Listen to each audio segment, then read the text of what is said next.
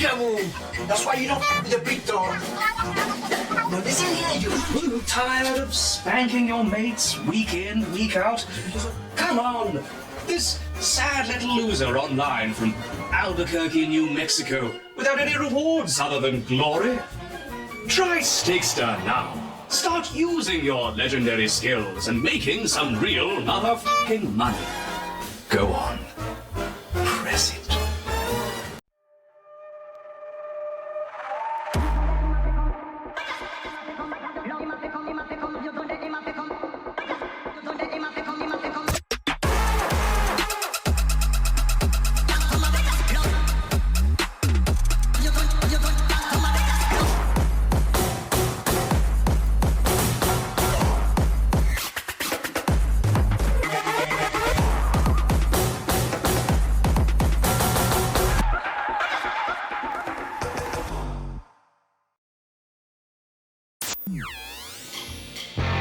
Parsec lets you play your entire library of games on any device, anywhere, with anyone, at any time.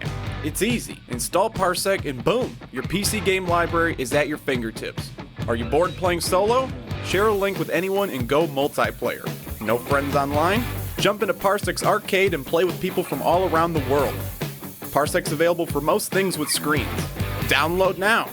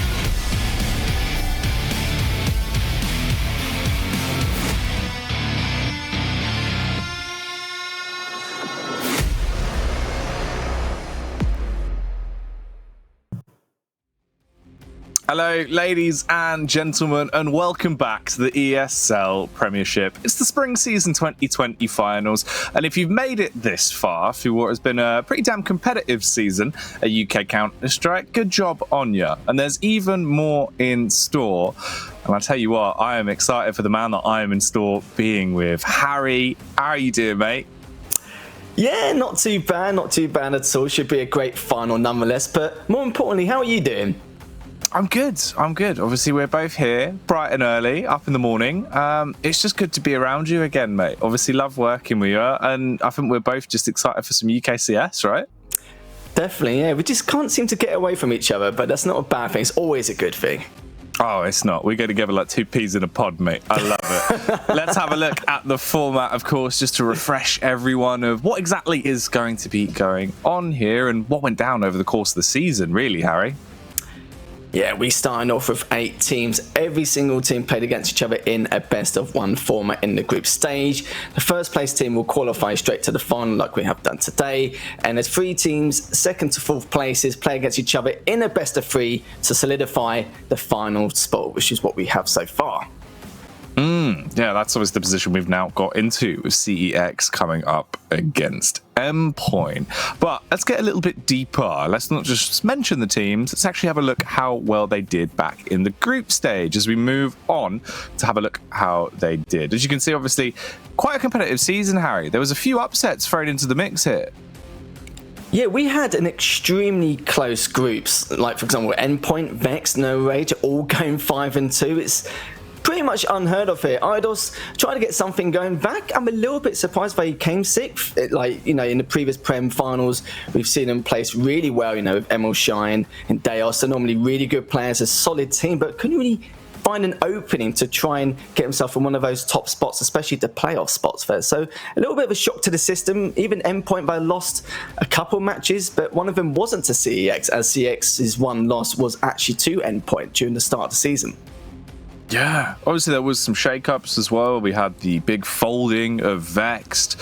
So many moments that actually did affect the landscape of the UK Counter-Strike scene over the course of this season. So it was pretty crazy with some of the results we had. We can have a look at some of those as well, as we do have some of the footage of just key moments that went down throughout the season, whilst we reminisce a bit, really, Harry, and just think back on the season as a whole. I think the main point, well, for Endpoint, shall we say, is overpass in train, but not looking too strong, a little bit wobbly, so to speak. But since that was early on in the season, hopefully they've had more than enough time to correct any mistakes, any strategies they need to fix, because they have been weak on it for quite some time. And even in MDL, they've been playing really, really well.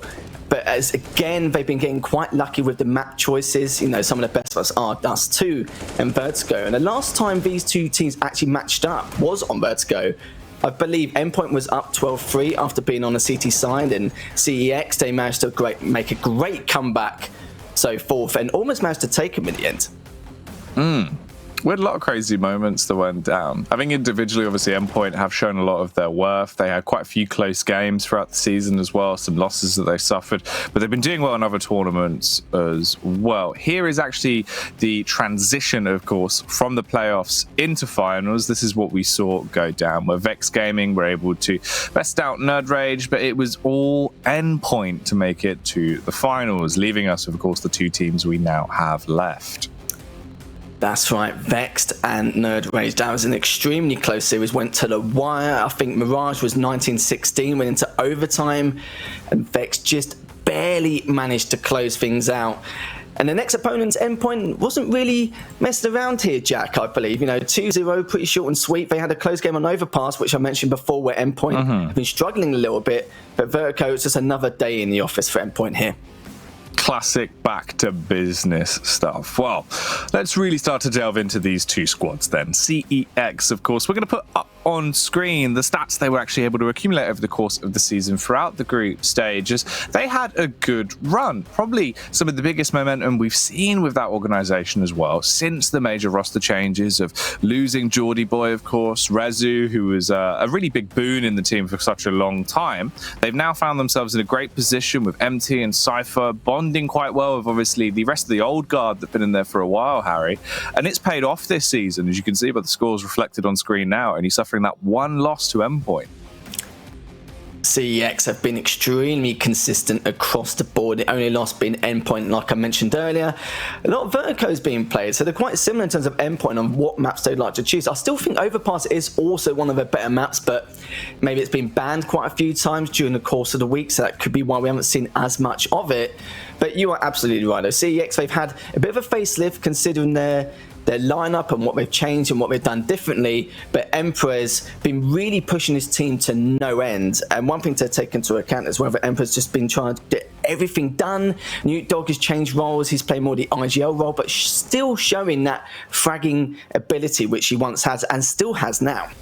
Yeah, a lot of changes have gone in to renovate this team, and all of them seem to be beneficial in the long run. Talking of a team, though, that has been doing so much and absolutely been beneficial with some of the victories they've been finding, that is Endpoint. Obviously, a shaky season in the Prem from start to finish, but elsewhere, Harry, they've been absolutely dominating. Bit of a strange one, I do have to agree. You know, training Overpass, when I said they're a little bit sloppy, they must have fixed their mistakes. You probably say by now it's more minor mistakes which could be closed out quite quickly, so we'll have to see if anything does change, if it does come up in the map pool later on. Basically, Vertigo, but it's so dominant.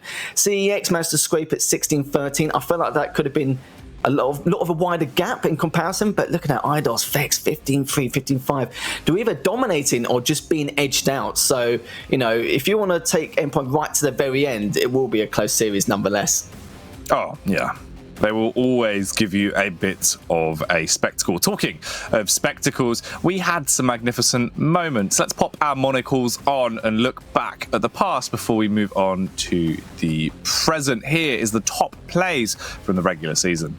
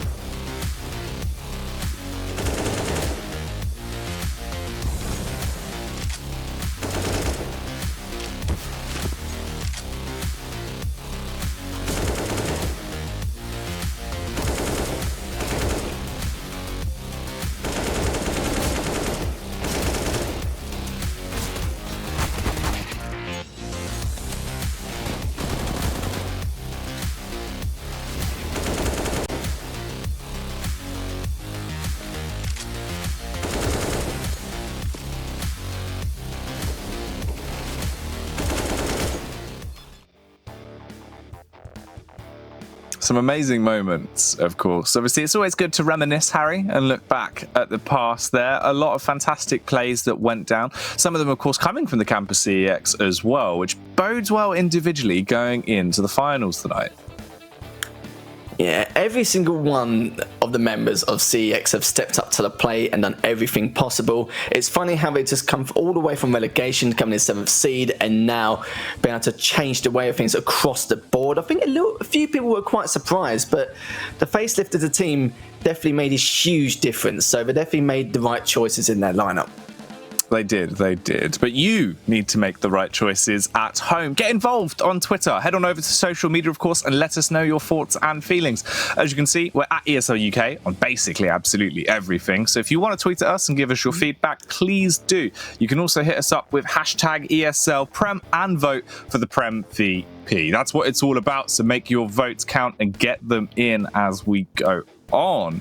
I think talking of also giving predictions, Harry, we should delve a little bit deeper into this one. Obviously, we spoke about this off stream before we came in tonight, but I think it's time to reveal our predictions. I don't think it's too much of a surprise. Both of us agreeing that it will be an Endpoint 3-0. Into consideration, you could say with CEX, the only way they could take a map or two is depending on the choices they make, depending on the ban phase. But at this point in time, Endpoint's map pool is a lot larger, so it's pretty much pick your poison at that stage. I think that's the rough part. Is as good as CEX have looked and the upwards draft they've been on, when you come into a best of 5, you're walking into the Lion's Den, and Endpoint in this reality, they are a big lion. They are a massive lion that is very good on multiple maps. So obviously, it's just a matter of the best of 5, Harry. It doesn't really work out too well. The only one bad thing I have to mention as well with CEX is in terms of their map choices, one of them also being Veto as one of their better maps. I feel like depending on the first 2 maps, if they don't take the first one straight away and they've already got 2 down, I think that's where the 3-0 is going to happen. It depends what they get first. If they get one of their map choices first, then maybe things could be okay. Like if there's an overpass or a train or a nuke, depending on if it's banned or not, maybe they could be okay. We'll talk a little bit about that later on, but that's just my personal opinion. But I really do hope CEX get something going here, because they are quite a strong team. They've done everything they can to prepare for this. They've really been grinding. I mentioned earlier with Emperor and Newt Dog changing things a lot, but we'll have to see if the hard work has paid off. Yes. Has it? These are all questions we'll find out a little bit later on. Of course, when we have a look at that veto as well to give us some more information.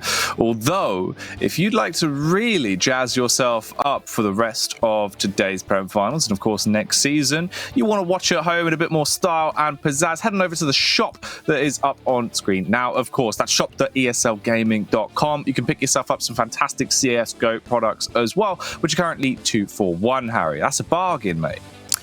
You can't beat a bargain, can you, Jack? But no. Yes, I think I'm going to have to pop down there just to see what I can grab. You might as well. You might as well, as it's just worth it. It's basically a steal, Harry. We're basically giving them away, but you do have to pay.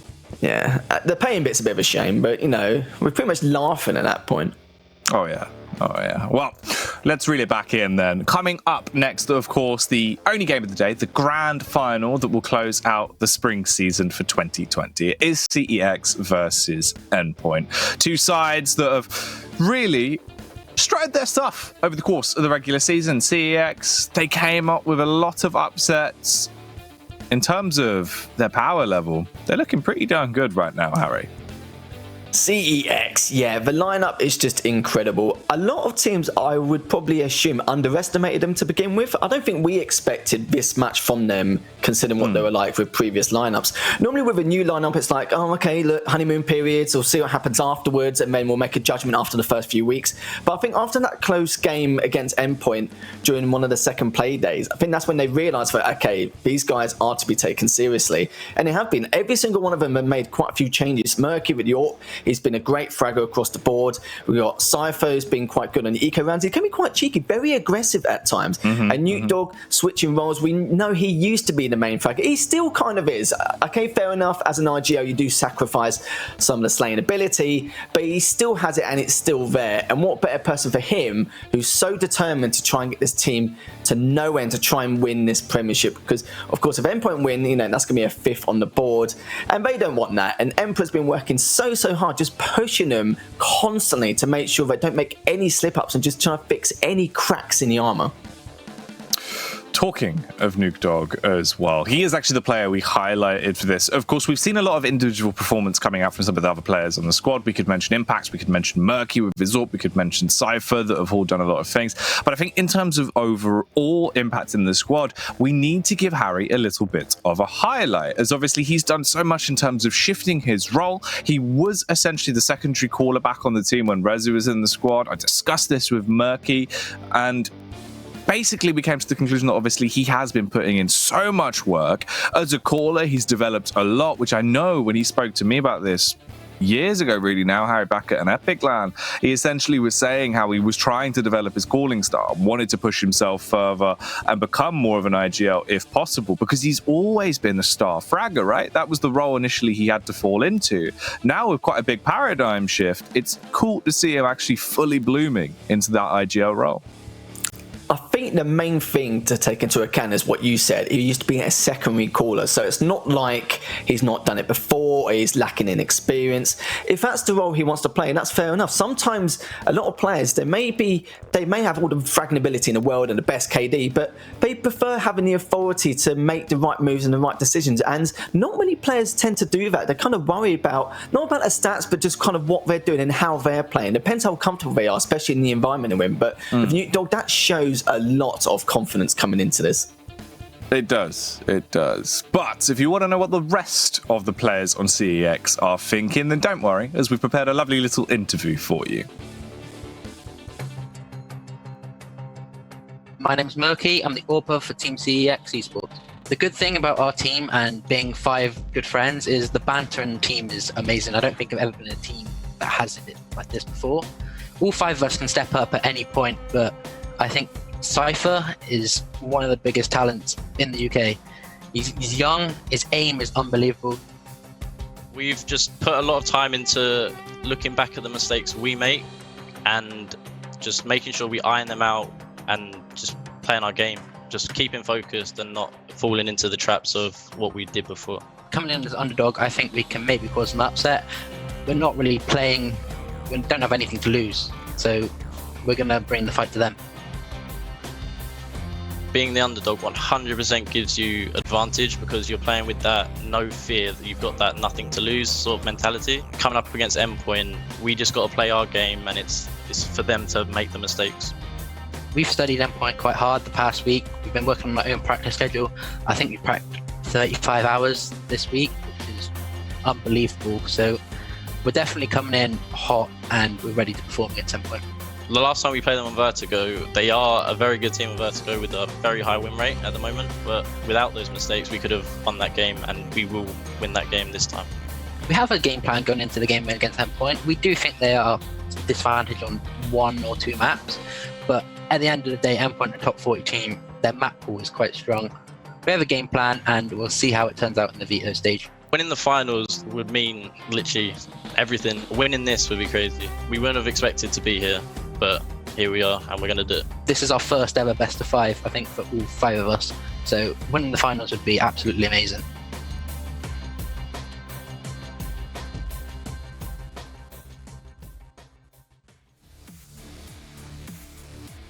The first ever best of 5 for Team CEX, but they're going to be able to need to overcome here and conquer versus Endpoint if they want to walk away with the victory. And is it going to happen? Obviously, Endpoint are an incredibly precise squad at the minute, Harry. They've been going from strength to strength, so let's start to break their team down.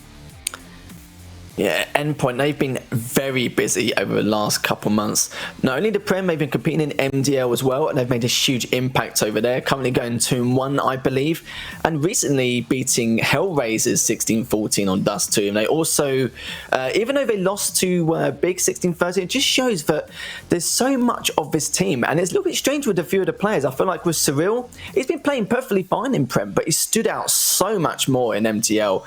And same with Thomas, it's been a bit the opposite. It's like he's been playing okay and he's playing perfectly fine in MDL, but it's been playing amazingly in Prem. So it's a bit hit and miss with all these players. But the main thing is every single one of them can easily step up. And there was one thing I want to mention with Max, is the fact that he did say that the only time he can perform individually is if the whole team does and coordinates perfectly. And he feels like he really is on form with his team.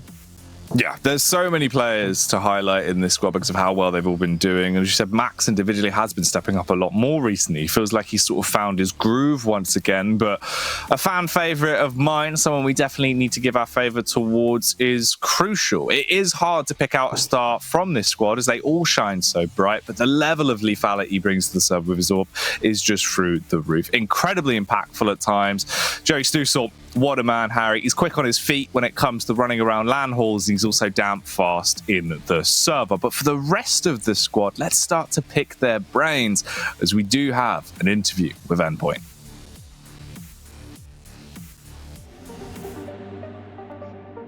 Hi, I'm Kaya Surreal Man and I play for Team Endpoint.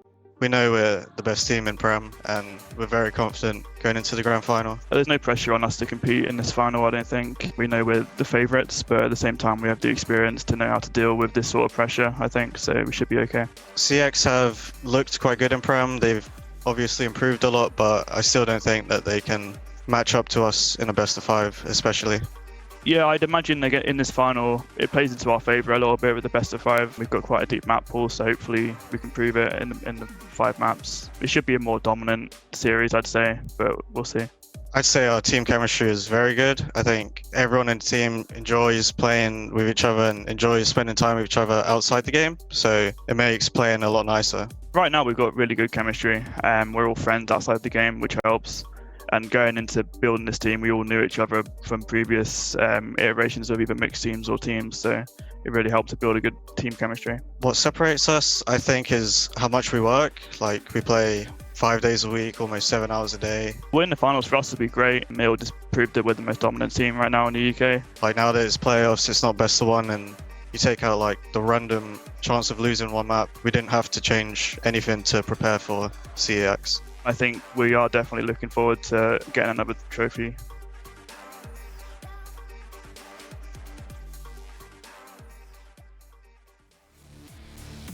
They want another trophy. If they do, there will be the really biggest winners we've ever seen inside of the Prem, Harry. They would have 5 of them attributed to their names, and that is the most through all Premiership supported games as well, which is quite crazy for a team inside of the National Championships. And something else they've done, which is absolutely mind-boggling, is the fact they've been able to climb their way up the ranks on HLTV, Harry. Not only are they the only team that is currently rated on the ESL ranking system at 31st, they are 38th in the world on HLTV. They've broken top 40 and they are grinding for top 30. A huge achievement for Endpoint. They should be proud of themselves. It's going to give them a lot of confidence, momentum going into not just the Prem finals, but just overall how the team have been playing. But they just have not stopped. Not only have been grinding during practice and doing their research, they're in so many tournaments now. It's just helping them play more and more. And now, thanks to the MDL, they're actually playing against better teams and being able to work on any issues, especially any major ones, which they may not have realised until playing against some of the better opponents. Like I mentioned earlier, they're playing against Hellraisers, to scrape a win off the bat there, barely losing to Big. There is signs of life in this team, and they're only going to get better. So Endpoint should be really, really proud of themselves.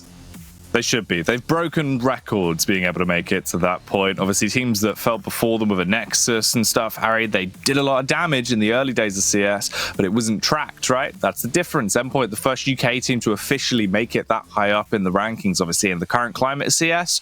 Crazy stuff. But let's finally start to get into the series at hand then. CEX versus Endpoint. Before we kick it off, we need to know the maps. Let's delve into the Veto. Yeah, I'll be very curious to see exactly what's going to get chosen, what's going to get banned. It looks like CEX, interestingly, have actually banned Train first. Now, Nuke getting banned first by Endpoint, I'm not surprised. I've checked most of their games. I think 75% of the time, Endpoint does ban Nuke. I don't know if it's because, I don't think it's because they're not that good at it. It's more the fact that they don't really play it, and it's just one of those maps they like to get rid of off the bat, which is understandable. I thought CEX may ban something like Dust 2, because they've been playing really well on it, considering the circumstances. So a little bit surprised with the first bans, but as you can see, CEX, they will be choosing Overpass first, and I completely understand. I did say they seemed a little bit wobbly on Overpass, and I think CEX are just hoping to get some kind of advantage going in. Yeah, a fair split on maps initially there. Nothing really breaking from the initial ordinary, right? Obviously a classic map pick coming through for CEX. Dust 2, it's fine for Endpoint. They've been really good in it recently. They've had that momentum. Obviously they had the comeback game versus Hellraisers on it as well. So even in recent form, Harry, they've been looking well drilled on the map.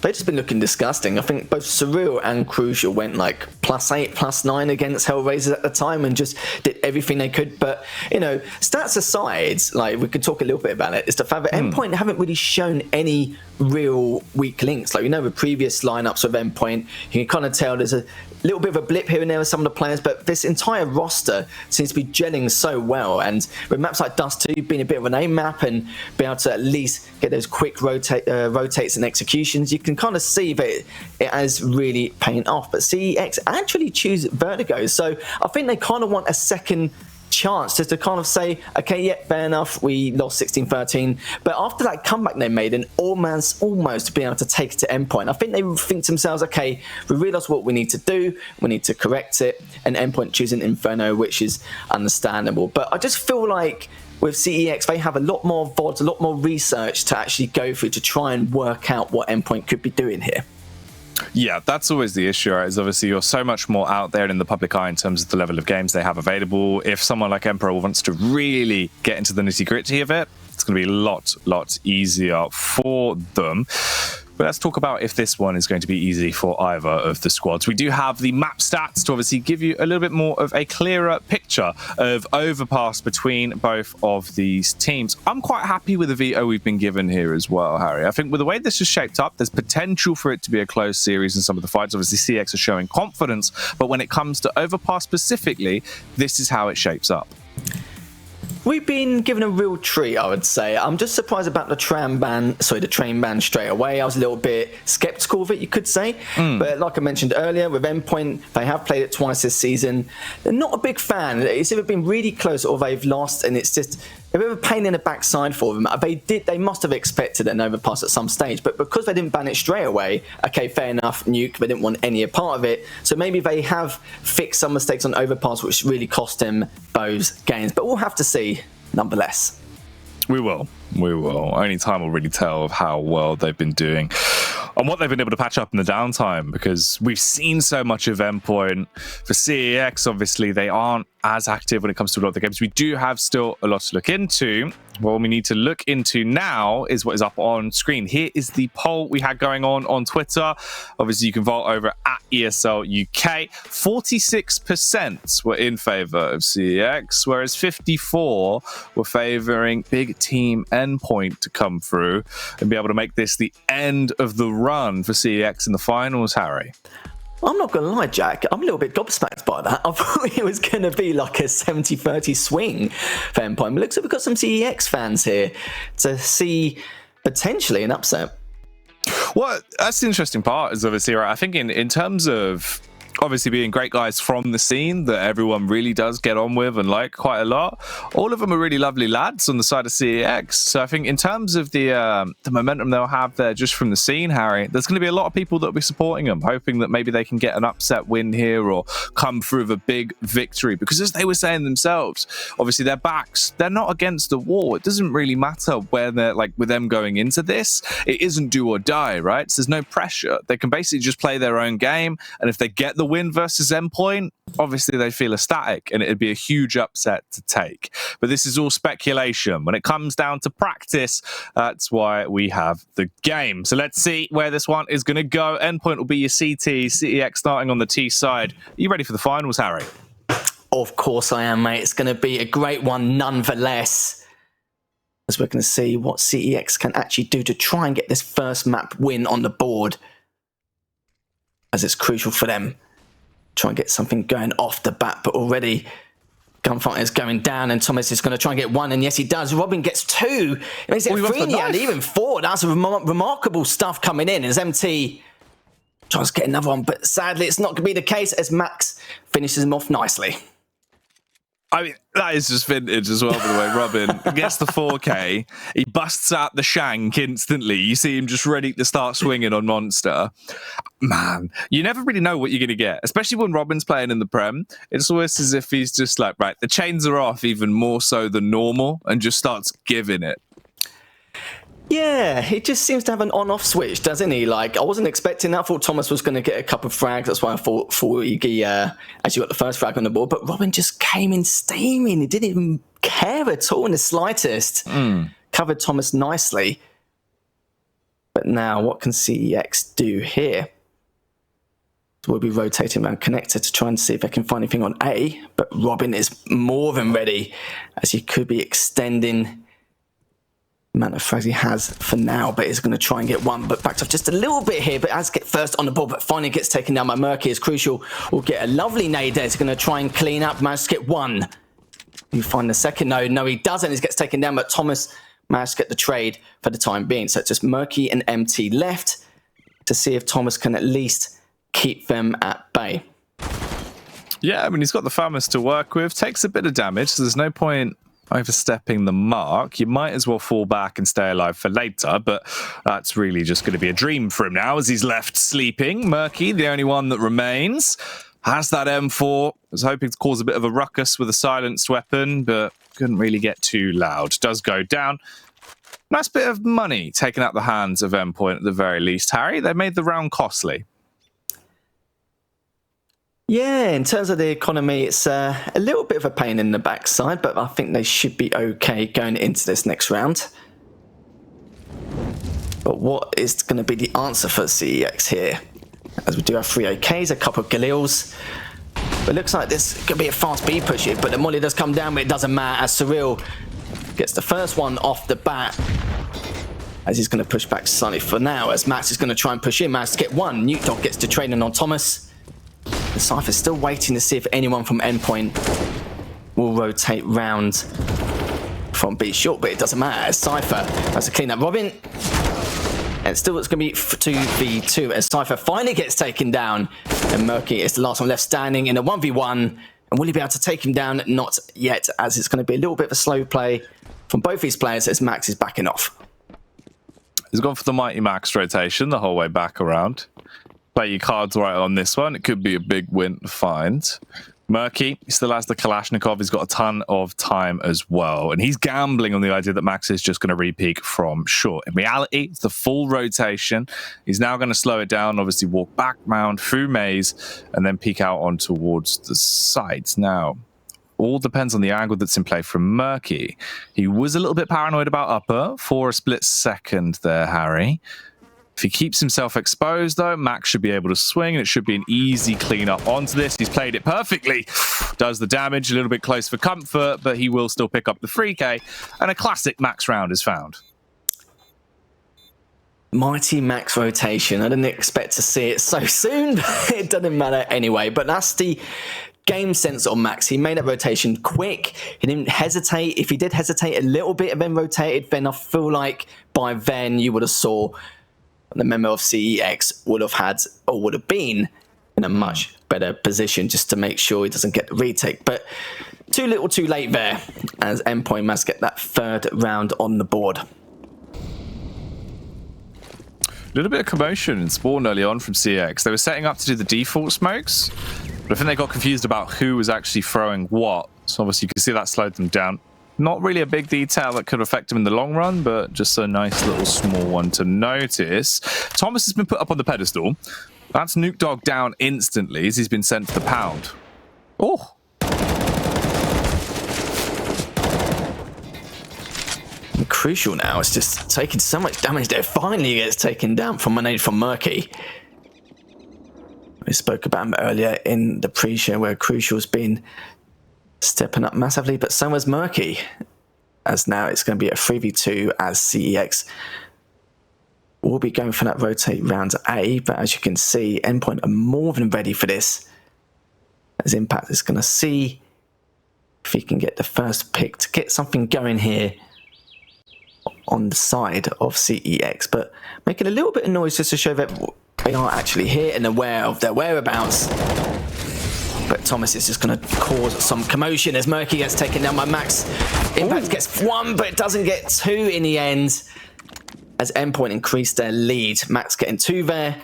Going 6-0. Not bad, not bad. He's doing all right, isn't he, Jack? Yeah, it's a great start to the game.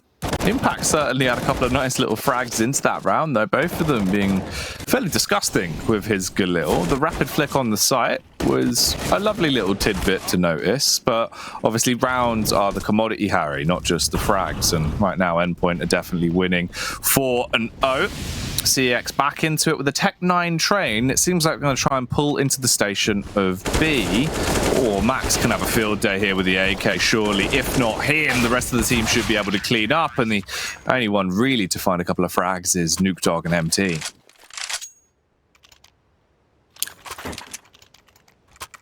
Nice attempt there from CEX. Didn't go their way, but that was to be expected as Max was just hiding on their monster, making sure he can try and catch him off guard, which he did. Managed to get a couple of trades there. So CEX, not the best of starts, but it's still early on into map number 1.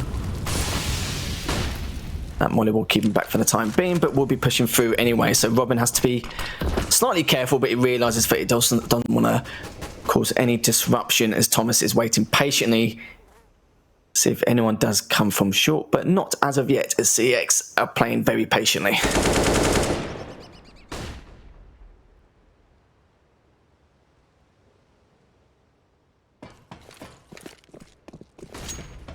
They're rotating back around, obviously just playing a little bit of a slower default into this round. They've been doing good in at least keeping the rounds close. They've not been bloating too much for Endpoint. Haven't been able to build up a ridiculous bank. As you can see, it's at least low across the board. CEX currently just clearing as a squad. They've wolf packed up. They're trying to get that toilets control, but they are going to be coming up against the crossfire of both Crucial and Robin. That is not the site I would want to be walking into. The Cypher now is just waiting for Robin to see if he does flank or rotate in any way, but decides to pull back. But that's such important info for Endpoint, as Robin is now going to mention they could be pushing from connector to bait. That's a huge amount of intel there, as Nuke Dog is going to see what he can find, but the smoke does come in, and Surreal more than prepared for it, but Max has to be slightly careful. But look how close he's pushing in. Has to take down one, takes down two in the end. gobsmacked. No one even realised it, but finally gets taken down. A great shot it from Murky. Just go for the second, doesn't in the end, but the plant could possibly go down, but Robin's already on the flank. As even though it goes down, they've got plenty of options there to see what they can do. MT's gonna get one, but will he be able to take down Robin here? As he's only on 35 HP. Will he be able to take him? No, he won't. It was a good try in the end, but Endpoint just had all the angles covered, the most important angles to say the least. And Robin, that was a very important round for him. Just keeping him on the back foot as CEX do not have an answer yet. As we head into the 7th rounds with Endpoint up 6-0. Yeah, this has been a really unfortunate start for the game for them. Some of the clutch rounds they've been in, again, 2 1v1s that have been snatched away from CEX when they're actually quite close to grabbing it with both their hands. It is unfortunate. So falling back into that default once again as well. They're going to go for both their smokes and attempt to try and burst out late into the round. They do have the early connector controls. They can swarm when needing to. Endpoint have pushed up a little bit deeper as well. Obviously, Crucial is now on the AWP, and that is going to be the big point. You've got Joey on the AWP. Didn't even need to buy it. Kindly donated to him by Murky. That's when they really get a bit scary on the Endpoint camp. Joey on the AWP, Harry, can be a mean machine. Yeah, it's the first time he's been running an AWP this game, which is also good, which means he'll be changing up his positioning a little bit more. And I think that's why he kept the M4 for the time being, because he won't play the same angles and he'll keep himself a little bit more unorthodox as Max gets the first frag of the round as MT does get taken down. Robin could get a second here depending on the circumstances, but Cypher takes him down. A missed shot there from Crucial as Cypher gets a second, and that's the perfect way to try and enter. But Thomas is still waiting, gets one. Would he get a second? Almost. It just barely managed to not take him down as Impact cleans up, and now Max has already rotated round. He's going to see if they do push up any further, but not to be the case. It is a 2v3 in favor of CEX. 25 seconds left on the clock. Murky smokes over, blocking off CT. Max just holding, stepping around bank, revving his engine, getting ready to try and burst out on towards the site. They don't really have much utility left to work with, but they do have that all-important kit on Surreal. Max on the peak finds the first as Murky will get left laid down on the ground. Push coming out now. So we'll need to speed this one up a little bit. Luckily, they had that smoke in the back pocket of Surreal, making it a little bit easier. Mighty Max with the clever play, puts himself up on top of the box, peeks through and finds the first. Nuke Dog, though, spamming back, doing a lot of damage. Gets the connection onto Max, but Surreal swings and strikes a little bit harder. The 7th round, a third clutch that could have gone the way of CEX. Barely stolen away one more time. This must be getting so frustrating for CEX now. 3v2 advantage. Had the bomb down, had the angles necessary. But after Max got that first pick, that was pretty much it. It was a real shame, but Max has just been playing it out of his mind. But now have to see what CEX can do to try and answer back in some way, somehow. As it's not been going in their favour, and it's going to be a little bit unlucky at times. We'll have to see what they can do, because Max has been catching them off guard quite a few times, as already Crucial gets one, doesn't get the second. As Murky cleans up, Max isn't having any of it, as he's on 21 HP, but we'll pick up the AWP for the time being. Good idea considering his HP, but this is what Endpoint could have needed, as Max is only on 21 HP still, so he's going to try and sit back as CEX are looking to possibly go for the A site. I mean, they've pushed up. They've got deep toilet control at the very least. Obviously, Crucial's already out of commission as he was trying to play with Max to get the early control down towards Connector, meaning it is only Robin that's there. So they've had to make the rotation for Thomas. They've slapped him on the site now. He'll be gaining all of this info. Robin's play is going to work out. As long as he just holds the angle, should kill the rotate coming in from long. Now he has the backstab and also has the potential added paranoia of the fact that CX is going to be worried about him swinging out from long. But he falls. Cypher will find him and tackle him. Thomas comes back through with one of his own, and you're just left into this situation. A 2 versus 2, and the nade from Max could be all it takes. Falls a little bit short, His dunking skills, not quite as effective as his fragging potential. Oh. My words, that was ridiculous. At some point, I was actually quite surprised that nade didn't even finish him. They were both still on 15 and 12 HP. It was just barely out of range. That would have been a funny way to clean things up. But again, another retake. Endpoint, there's no stopping them at this point as CEX are riding that struggle bus. And this is not the best start. Overpass is a map they wanted to take straight away to at least give them some kind of momentum, but they're going to have to reset their mentality at some stage, some time, as a tactical pause surely is going to come in soon. Yeah, it does make sense, obviously, as well. Go for the pause, slow down the pace of the game a little bit. In reality, it's normally one of those where if you continue to go on to lose 3 buy rounds, at that point, take that pause, talk about it, because clearly something's going wrong. There has been a lot of rounds that have been close, 1vx's. I think 3 of them we've seen where literally the flip of a coin could have affected the outcome and pushed them into a position where this could be a bit of a closer game. Because of that, they were quite hesitant to obviously make the use of the pause, probably just thinking, we can win these, we're just losing out on certain firefights. Now you come back in, a little bit refreshed, you've got the AKs in your hands, set the tempo. They just need to close out their clutches. Unfortunately for Cypher, he's been set ablaze and was nearly taken out of commission instantly to open this one up. And the game of push and pull as well is working very well for Endpoint, Harry. You can see how much map control they've got. Look how restricted CEX is in reality. And Robin, painting a pretty picture, spams him straight through the flower. Murky, down on the ground instantly. There goes Impact. They're trapped and it's not working well. Robin and Max are the kind of players where you push up or make the rotate and you think to yourself, why are they there?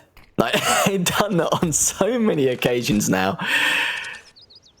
And it really is a real pain. As Crucial has pushed up slightly to see if you can find any info on what CEX are up to at this point in time. But it's not looking too good as Nuke Dog's on 34, Cypher's on 12 HP. But I think they're waiting to see what they can find here at A. But now, though, Crucial is still there, but I don't think he's going to realise that they're going to rotate behind him. Possibly, but it doesn't matter as Max takes out MT. Crucial's still finding the whereabouts of those 2 players, but they've already gone past him. So if he returns, he's already got the flank behind him. Thomas, the call comes in. Crucial's going to know straight away as Cypher is the last man left standing. Great frag on Crucial. Just a little bit too late as Thomas cleans things up. 9 and 0 now. Completely unheard of. And look at that now. Thomas, 9 frags, 8 assists, contributed to 17 frags. And it's only been 9 rounds, Jack. Madness. Yeah, I mean, if we're just looking at the stats alone, Max, 14 kills to his name. He's been absolutely popping right now. The Heath is in town. He's a bit of a beast. 143 ADR. It's just madness, Harry. Obviously for CEX, they're straight forced back down onto the Tech 9s as well. They want to go for another burst play. Will it pay off this time around, or is Crucial going to have a field day? He does pop up, and that one's certainly reminiscent of his heydays. He is starting to put them all down. Nearly the follow-up headshot onto the 3rd as well. You can see he was ready for it. Robin with the backstab, but as the smoke dissipates, he does too. And Thomas now, that's another great frag. Gets taken down finally by MT. As speaking of MC, he is going to be the last one left. As Crucial's waiting for him, just barely misses the shot. That was so important. But it doesn't matter anyway. Cyril gets the refrag. Did like that from Cyril. I think it wasn't that he was impatient or anything like that. He just wanted a few more extra frags in his name, Jack. He just wanted to add a little bit more to try and pad his stats. He did get a couple to kind of cut things off when they were trying to push up to aim.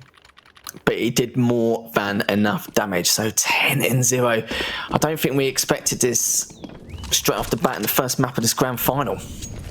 Not really, not when you consider as well. We're like 17 minutes into the game, Harry, and it's already a 10-0 scoreline. Endpoint have just been rapidly crunching their way through on these rounds. They're playing so aggressively. And talking of aggression again, Robin, it's really part of his character. It's the way he's always played the game. He likes to try and get in your face when he feels that he's got the confidence to do so. Playing up close person with the MP9, he can do so much, especially if Thomas aids him, but he won't get a chance. Cypher slaps him through the smoke, breaks his neck. They now storm their way up towards the bomb site. The nade does a lot of damage, and finally Cypher's come online. He's got himself a couple of entry frags, so CX actually have room to breathe into these rounds. As previously, they've been so pent in, they haven't really been able to do much. I don't know how Surreal has found that frag on MT, though, and this could cause a bit of carnage. That was a huge frag there for Murky. Surreal, he would have had to flank round and got behind him. That's another great angle, but has been shot down as Max is trying to make something happen here. As he does clean up one. So Murky and Udor, oh, last one's left! And it's just Murky versus Max in a 1v1, but will he go for it? Will he be able to hit him? Yes, he does. And finally, CEX do get their first round on the board. Better late than never, Ajax. Yeah, definitely. And at least here's the big picture, right, Harry? Endpoint, look at their cash. They're absolutely broken. They have no money because of how close the good majority of these rounds have been. They've never really been able to rack themselves up a large amount to play with. So they really need to take their time. It's like buying a banged up car, Harry. It's just not worth it.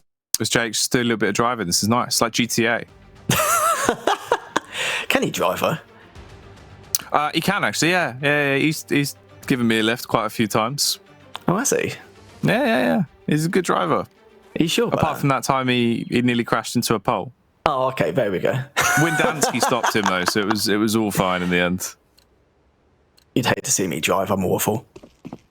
I'd love to see it. Oh, look at that little pan and shot there. It's like it's POV shot.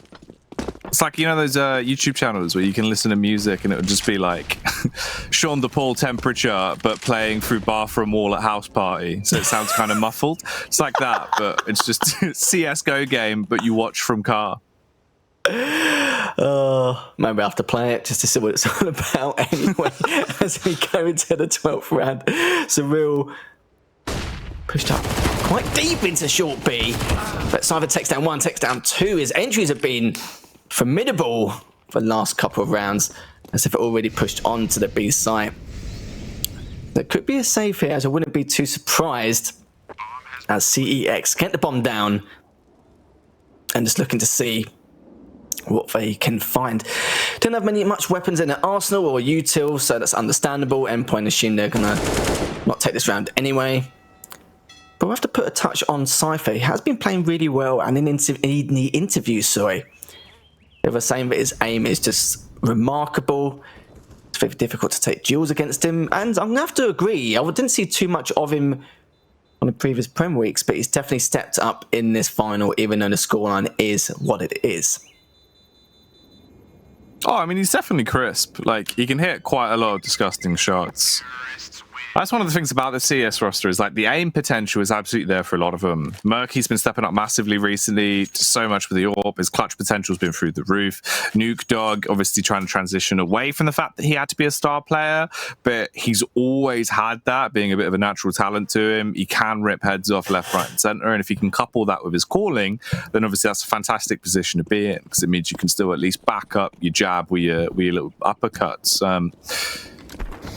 Now, for Endpoint, it's just the fact the whole team is essentially a star-studded roster, right? So you never know which player is going to step up or if they'll all work together. Again, they've had to eco because their cash has been absolutely battered. So that's all it took, really, was the one straw to break the camel's back, and they could potentially have 3 rounds just off the back of that one clutch from Murky here, if they can convert these, though. And that's the big question. Endpoint, do they have any shenanigans they can throw at us? The only man that would be able to do so is Robin, as he's going to try and get the info, as it seems like it is an A play.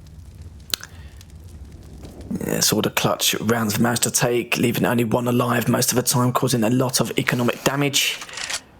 But the smokes do come in for CEX, as Robin is going to back away to bank for the time being. Money does go down, but there's at least 3 members for Endpoint already at CT. 4, shall I say, now is Cypher. See if we can get some damage done across. Crucial is to see what we can do as well. Doesn't really find too much, but Robin does take a lot of damage.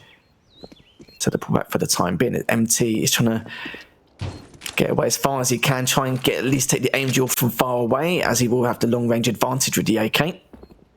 The patience does go in as Max is just holding it for now, and there still is an impact is going to take him down. And that was beautiful from him. A nice little 4K to add to the tally. It was going 3 in a level 1 stage, now he's going 7 in 11, so it's going to boost his confidence ever so slightly because we know Impact is a great player. Had a little bit of a slow start, but he's woken up now. Yeah, they were just all marauding into him one by one. They lined up into the spray perfectly. It was ideal for him. 10-3. Cash finally back in the hands of Endpoint. They don't have the AWP though, so obviously Joey not going to be able to get as aggressive. That might be a bit of a blessing in disguise though, as much as it could have been a detriment. Talking of detriment, CX, they miffed the flash coming in towards the site. It all goes a little bit wrong on the push, and the execution isn't really perfect for them. Luckily, they're being bailed out by the individual prowess as a head is popped clean off of Thomas's shoulders. Murky with the flick back onto Robin as well, with decapitate him, and it's all up to Crucial, with just the M4 in his hand, clutching onto it as he plays behind the smoke towards bridge. What more damage can he do? Doesn't have a kit, but he's still got enough time. He's waiting for the smoke to dissipate, but he's close inside the smoke. It's going to fade faster for MT, and MT will make quick work of Joey. Well, well, well, CEX, welcome to the grand final. They have finally woken up after hiatus for the time being.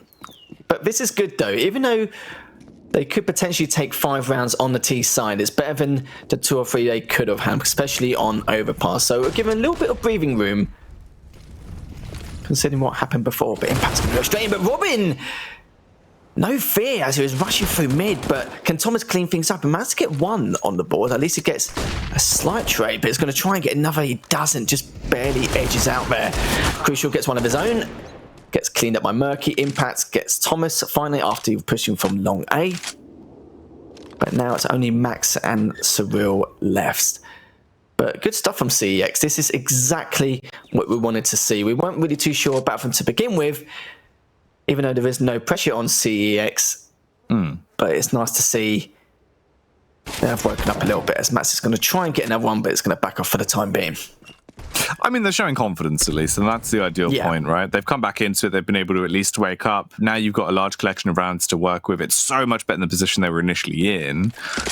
Question for me, though, is can they close this out at a 10-5 half, or is the potential for the 11-4 still there? It would need to come down to Surreal and Mighty Max, a dastardly duo on the side of Endpoint, to finish things up, with the Deagle swinging, but no real connections. However, the distraction play is the bigger picture, as Mighty Max swings and chops through them very easily with the M4, brings the ruckus to the squad, and CEX go down, meaning it is an 11-4 half. Endpoint, pretty damn dominant way to start off this best of 5.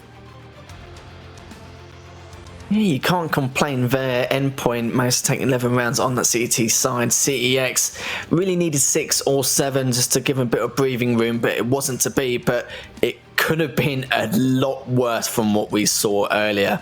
But Max, though, he's just been going off the rails. You know, we see it from time to time, and it seems like every time I watch him, it does go off the rails. I don't know why. Maybe because I jinx him when I watch him off air, but you know what, Max? He's been playing very well, but it's not just, you know, eco frags or anything like that. He's been getting the first picks on the rotates quite a lot, sorry, on the retakes, and it has really shown what he can really do here, as a few of the players have taken a back seat. But look at Thomas, though. His assists are absolutely balmy, Jack. It is crazy.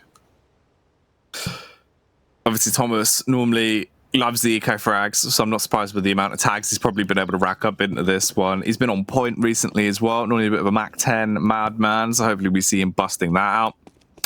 Good old Thomas, the tank engine, will definitely be trying to pull into the station. Round 16 then, second pistol, Cypher, over towards long. Normally a bit of a head popper, but not actually landing those shots just yet. And this is a mass rotation. Obviously, off the back of that one bit of info, they've reshuffled their entire CT side defense, essentially. Yeah, there was a little bit of a surprise, but due to how long it's going to take for them to rotate, we'll have to see what they can do, as Impact and MT are standing by. But they're going to find the info now and realise that even though Cypher did see 4 long at one stage, they've already made the rotate, so it could be quite bad here for CEX. But MT and Impact are slightly ready, but they've pretty much been given the site here. As Endpoint are probably wondering what on earth's going on, as they have been fooled nonetheless. But Surreal is going to be boosted up. Sorry, Robin to heaven as Max is more than ready. See if he can catch him off guard, but nonetheless he does get taken down by Murky. Crucial to do what he can, but Thomas comes from behind, managed to get one on the board. Will he get a second, maybe even a third? Yes, he does. Ooh. Beautiful 3K there from Thomas to end things out from the round. So second pistol goes to Endpoint, and this is not looking good for CEX again.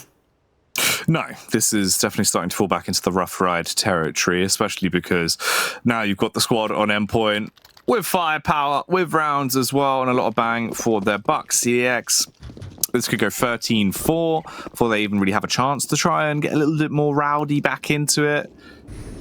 At least they're using their eco for something a bit spicy rather than just playing it out default. Obviously, push up, work as a squad. They've got aggressive control towards deep toilets, but that does mean that the B site is entirely open. They've basically put down a welcome mat and invited him in. You're not wrong there. We see a couple of Mac 10s and 3 AKs from the side of Endpoint. Sadly, Thomas doesn't have it, but we may see it later on during the course of the series. Surreal is just hanging around connector for the time being, just being a little bit of a nuisance as he's waiting for the rotate from CEX. But oh my goodness, this could be an important way to start things off. But he tries to get one, but at least he's got damage on the second. So MT has taken a huge amount of damage as Robin wants to get a few on the board for himself. He doesn't, but managed to get one anyway. Thomas gets a second, gets traded, and it's only MT left standing, and Crucial cleans things up for another round for Endpoint. Easy pickings right now for Team Endpoint, just being able to steamroll through them, it seems, as they've come back onto the upwards draft. Max holding on to the Mac 10, still trying to make some money going forward. The rest of them taking the AKs into battle. CX do have money to spend at least, though. One org coming through. Murky is going to be the sole orger. Big fan of the movie 300. The rest of the squad, of course, just sticking to their Famises and M4s. Round 18, Harry. CX, if they have anything left in them, this is where it needs to come through, and it's got to really be flawless from this point going forward. They have to set themselves up for success. That's a nice opening nade at least, but the pick could quickly go back in favor of Endpoint. Fortunately for Thomas, he's forced to fall back. Well, they've done it before on Vertigo. They were down 12-3 and managed to make a comeback, sadly losing 16-13, but that was on Vertigo. As we're seeing now, Cypher's going to see what he can find, but another rotate will come in. It's Surreal seeing if anyone will boost up, but nonetheless, only two members on site. So Impact and MT currently waiting for them. Got the angles covered, just not short B, but at least he's waiting there anyway. But nonetheless, the money does come in. Max gets to first, gets traded off. Finally, Crucial. Let's get another one of his own. So it does seem like now Surreal does get one. Kind of back off for the time being, but New Dog does get another one. So there is potential here for a retake. We'll have to see what Murky can do. He's been messed around a little bit on connector. Surreal has backed off only on 7 HP. But it's not going to happen here. They're way too weak. They haven't got the numbers advantage. We're going to have to give this round up because, like I said before, if they lose this round, it could be all downhill from here, so they need to save anything they can, and it looks like Endpoint could possibly be on the charge, but if Surreal gets at least one, then that would be huge.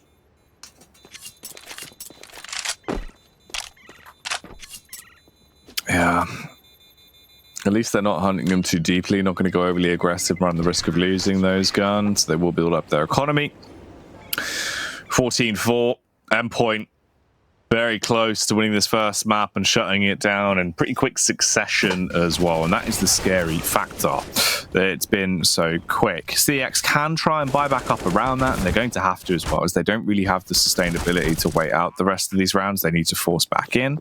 So they buy back up. It's lucky two of them survived, or they would have not even been in the position to be able to do this. Curious to see what the strategy is going to be from Endpoint coming back into this, though. Seems like CEX are running out of ideas as we go further into this first map.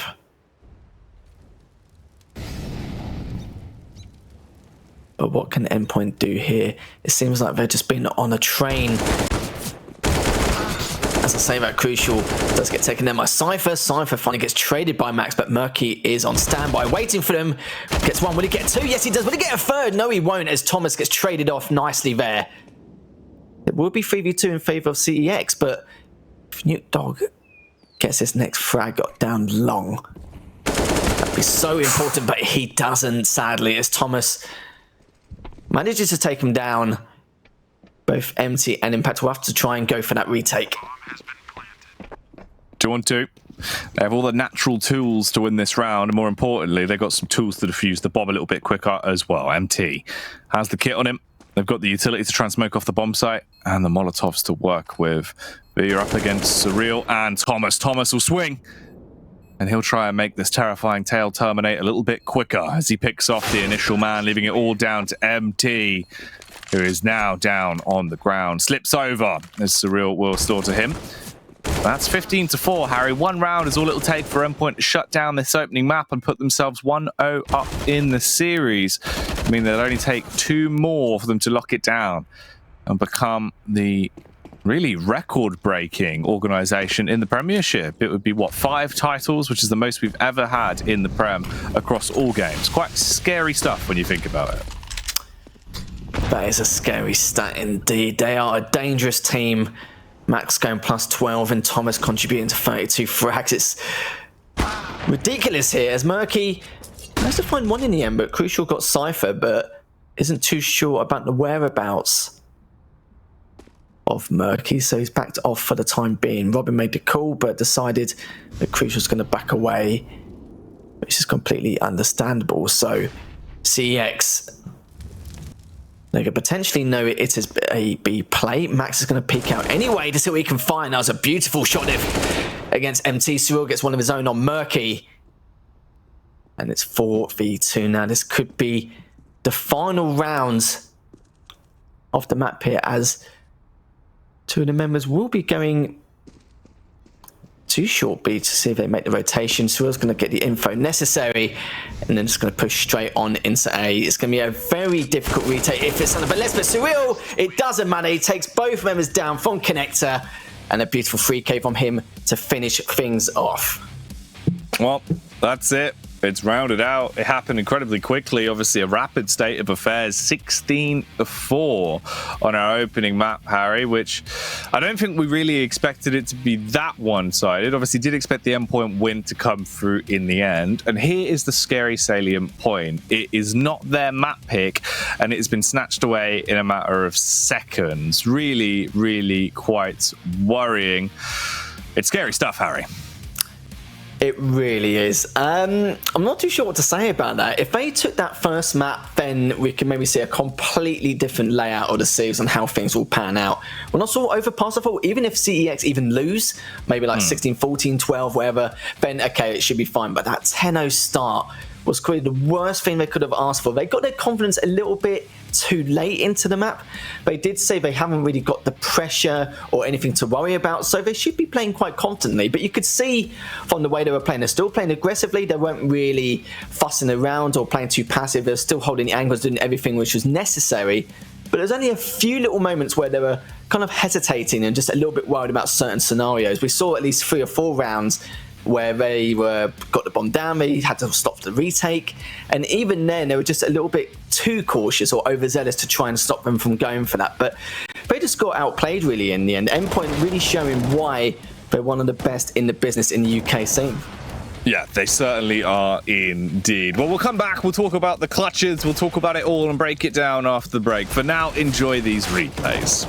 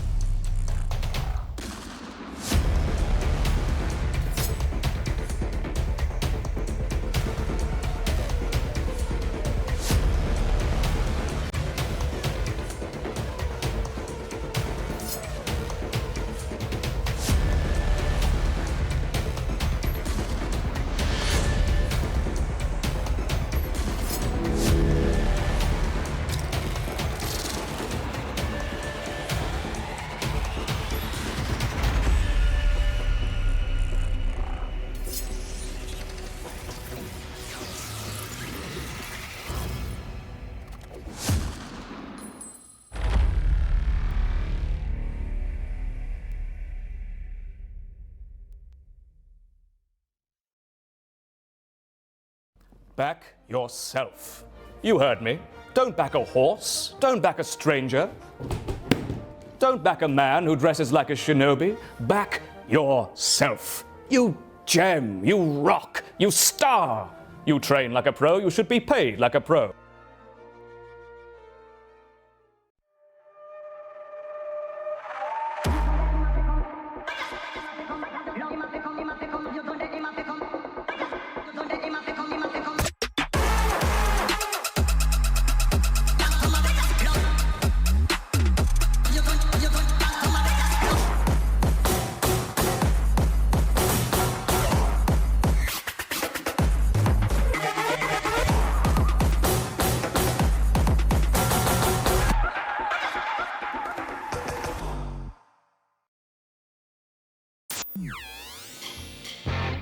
Parsec lets you play your entire library of games on any device, anywhere, with anyone, at any time. It's easy. Install Parsec and boom, your PC game library is at your fingertips. Are you bored playing solo? Share a link with anyone and go multiplayer. No friends online? Jump into Parsec's arcade and play with people from all around the world. Parsec's available for most things with screens. Download now.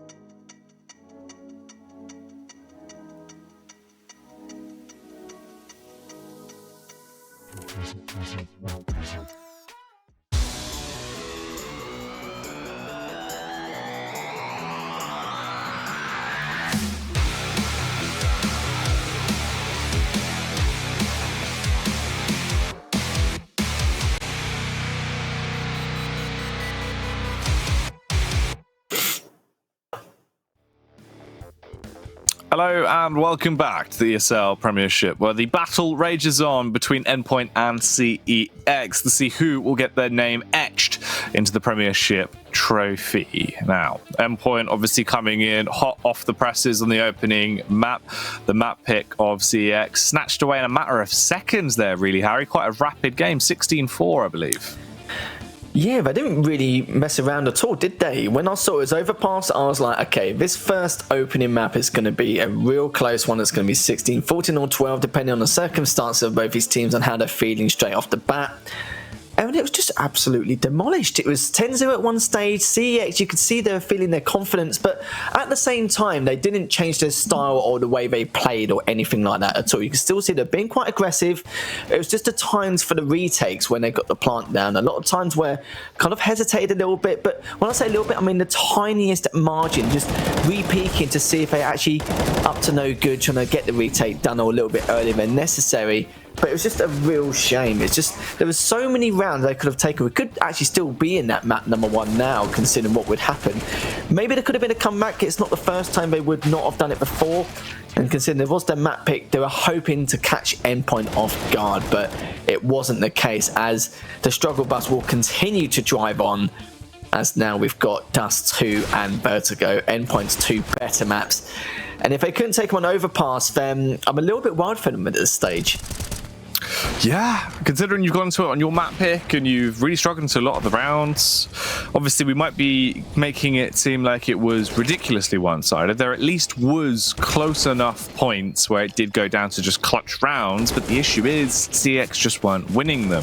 We had 3 or 4 separate clutches that were snatched away in a 1vx scenario, as you can see obviously by these replays, where Endpoint were just building themselves up a bigger and bigger buffer to work with. And it was just far too hard for them to climb it back. Had a little bit of momentum, obviously, coming in towards the second half, but that was quickly snuffed out by Thomas on the pistol, as you can see here. Yeah, Thomas was having absolutely none of it, was he? When I saw him going that flank from connected to short B, I knew that was pretty much it. The second pistol round was taken. And it was just all history by then. CEX, sadly for them, okay, the first map didn't go their way, but they have been known to make some clutch comebacks. But the problem is, it is Dust 2. Endpoint are formidable on this map. The last few times they've played it, I believe, that they did play against it on VAC, and I think they won 16-2 in the Prem. A huge deficit. They played Hellraisers and won 16-14 and clutched that back, and sadly lost to Big 16-13. So it just showed that, you know, a lot of their maps in the MDL are sneaking away through the map pool and actually getting the map picks they want. But now CEX have to deal with it. There's plenty of VOD research and plenty of ways to discover and find out exactly what Endpoint are up to, especially on this map. So it shouldn't be too much of a bad thing for CEX here. Hopefully they can kind of counter-strap them in multiple ways, but you've got to remember CEX have done their homework. I'm sure Emperor's trying to push them along to see what they can do. But it's very difficult to call here. You know, the prediction we made earlier with the 3-0 on Endpoint, it is still possible. It's Endpoint's 2 best maps. Maybe if they take this one, then that'll be a huge momentum swing. It could be the pendulum that they need to swing them back into the right direction. But let's find out then something a little bit more in depth from the players. Is it a matter of brain or brawn on the server that helps you the most? Let's find out. I think the smartest player in the Prem is probably Robin from Endpoint. Smartest player in the Prem, probably Surreal. Mighty Max. He puts a lot of time in the game, watches a lot of demos, and really focuses on trying to improve himself and the team. The smartest player in the Prem at the moment, I'd say, is the team we're going against tomorrow. This player, Mighty Max. Best gunner in the Prem, I'd probably say Thomas. The best gunner and the highest stat player, I think, in the Prem at the moment is, again, someone from Endpoint. I think Thomas. I think he's proved himself in FPL, proved himself when he played with Makalele, and I think he's just unbelievable. I'd put it up there between Thomas or Jenko, but I'd probably say Thomas from Endpoint. He's a very sick gamer. Joey Crucial, he's really good because he's very unpredictable, very good with the AWP, quick. Thomas, I'd say he has just really good raw aim.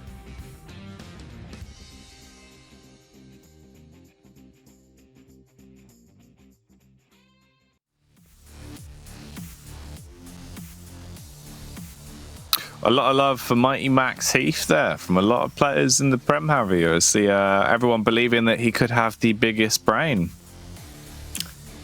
You could have in multiple ways, yes, as an IGL. He's been an IGL for a very long time. He does do his research. He does go through all the VODs, everything he can to try and improve the team, and can be a little bit of a role model sometimes in terms of everything he can do to improve the team. He's a perfect example of he will only perform if the entire team does. Not saying that you do what he says, it's fine, it's all hand and dandy, but he's just one of those players. Thomas, again, a great rifler, great fragger. Everywhere across the board, he is one of the strongest players in the Prem. So like I mentioned earlier as well, in the Prem he's doing great. He's been fragging out of his mind. In MDL, I wouldn't say he's been playing bad at all. He's just been playing up to his strengths. It's hit and miss really, because it's Surreal and Crucial have been doing quite well in MDL. They've all been basically taking turns on who becomes the star player. But they are right though, Thomas. When it comes to being a star, his aim skills are just ridiculous. His gun skills just remarkable. Very hard to take a duel against him. Oh yeah, I think that can be said for literally everyone on this roster for the most part. Like, they're all absolutely sick at times, and they've got so much. It's the perspective that they have on the game from so many different people. Like Ross essentially was able to do so much back at the Elite Series when he was working with Excel, because he would look into the basics so much as he would also approach the game somewhat like SEO does. Like he's got a very broad understanding of like every nook and cranny and every aspect of the game, and will do so much research into trying to find anything that will back that up statistically that can then be applied to the theory of the game. He loves the theory of CS, which is also the same as like how SEO would like process it, right, Harry? Which is a huge bonus when you've then got players like Max that you can also use as your IGL. Robin will also have his own input. So you've essentially got this mass collection of just gigantic brains that you can bash off each other. To put that then with all your mad fraggers you got on the team, it's the dream scenario, mate. You couldn't ask for anything else. Completely agree. Yeah, with those two on board, a huge wealth of knowledge throughout the entire team, and the fact that you've got the fraggers behind it, there's some great ingredients there to create the perfect meal for this team. As you know, mentioned earlier with Max and Robin, not only have they been the brains, but they've been the brawn as well. Like Max, that last map, ridiculous. He seems to do it a lot in the Prem finals. And I wouldn't say he's stepping up his game, but just plays out of his mind. Ridiculous, as we will head into this first round of this second map, as Empire did take the first one. So CEX are trailing behind, but can they make at least some kind of impact going through? We'll have to see. They need to, because otherwise they are going to be dead in the water very early on. Of course, this is a best of 3, and Endpoint now have a 1 map advantage. Best of 5, rather. First of 3 maps.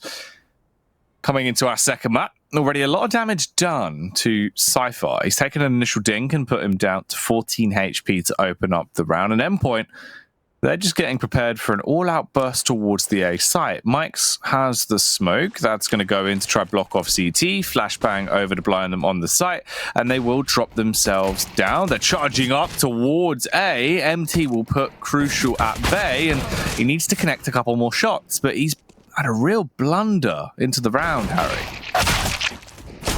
It's not looking too good, as Thomas from mid is waiting for the rotate. Man to close some of it off, but Newt Dog now is in a great position here to try and see if he can pull back, but it's not going to happen, as 3 members of Endpoint are sitting around on short A. But Newt Dog's just trying to find something, anything, and this is a big delay tactic. I don't think they kind of expected none of them to be on site here. As the flash comes in, Newt Dog will go for the defuse, but sure, this is not going to last too long, and no, it won't. Max and Surreal clean things up very nicely, and it was a very interesting strat, considering there's always that possibility one of them could go for the ninja defuse, but it didn't matter anyway, as they managed to take that first round nicely. With Endpoint with pistol, Surreal with that 2k there. It's very nicely played. We're a little bit worrying at the start, but Thomas delaying him further down mid. Ooh. A great play, but Crucial with that first frag on the board, and Surreal coming in hot down long. Joey giving them the pummel party there towards mid. The return from Murky is good, taking down Thomas at least, putting this still into a close round. It is 4-3 on the split. Smoke goes down to try block off the cross. Surreal. He's going to drop another smoke. Murky was put up onto a pedestal, but that just exposes him and allows Joey to get another frag with his scout. They're all just falling to pieces. It's scout warfare right now, and Joey, he doesn't even need the AWP parry. He's quite content just peeking corners with his scout and ripping back heads. Left into the 1 versus 4. Is there anything at all that Impact can muster up? Depends if Crucial pushes. Impact is going to be standing by for the time being with that MP9, but Crucial, he is egging for that 4K. But you're right, though. The scout play from him, remarkable. Just been an absolute nuisance, a pain in the backside. But Crucial knows it's not really the best time to go for that challenge, so he's going to leave that bout for another day. Impact, at least he saves the MP9. And the Kevlar to boot. So not the best of starts here on the side of CEX, but we'll have to see what they can muster up as we go into the third round. Yeah, a classic Endpoint start, but we can't really get ahead of ourselves. Obviously, CEX, it's the economy that's keeping them locked back at the minute, and at least they are playing well as a unit. This time, they go for the stack towards a site, everyone up on short, but timing is everything, and they need to react off the back of hearing that flashbang. Luckily, they will stick about. They do have pistols to work with, the MP9 on impact as well, looking from a distance, but the firefights will give the advantage to Endpoint and the AKs, though the peak from impact nets him one, and there's the final killing blow coming back in response from Mighty Max. So just a small tad of economic damage thrown in. Only 2 frags picked up, one to Thomas, one to Robin. Other than that, easy pickings for Endpoint, and this is where the real game will begin, Harry. Now there's cash to pay with. I love what Endpoint did that last round after the smokes come in for CT. Instead of just pushing straight in, knowing that Impact still had that MP9, don't know, get themselves involved in that close quarters battle, even though Impact did get the odd frag here and there. Endpoint were easy enough to keep him away, get the plant down, and solidify that round. But we'll have to see what CEX can do here. Surreal is going to slowly push mid for the time being and hasn't really found anything as of yet. But Crucial is going to be alongside him. A deadly duo to see if he can get the first frag. He just barely misses him. But no, it's not the time, and the place and falls back for now. Surreal just watching that B side in case they do rotate early.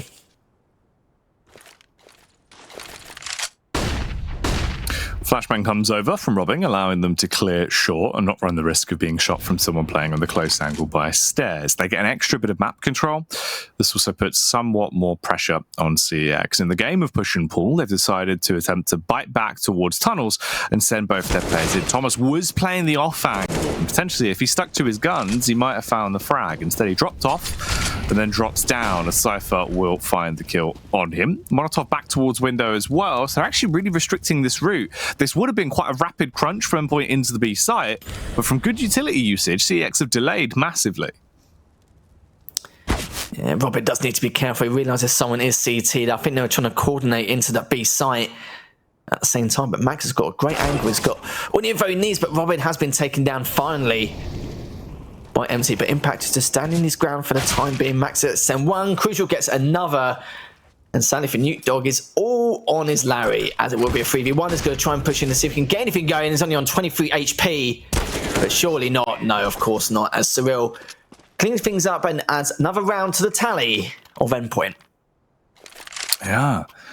It seemed like CEX had played it correctly, obviously just wasted so much time with the utility. We're in a position where they could have held the crossfires and cleaned up on the site, but all the fights were isolated. There wasn't really much of a potential for them to actually get trades back into their favor. And at that point, Endpoint just had the win in the battle of attrition. CEX now sending all 5 back towards long. They've been really invested into going for these gamble stacks. B site is open, but will Endpoint realize it? Or is this going to have to be the slaughtering grounds from Robin over towards long? They've already started to reposition. They're coming back through CT, and Thomas is barely testing the waters at the B site. Now gets one, gets two, gets a third, and will he get a fourth? Yes, he will. Lovely 4K there from Cyril once more.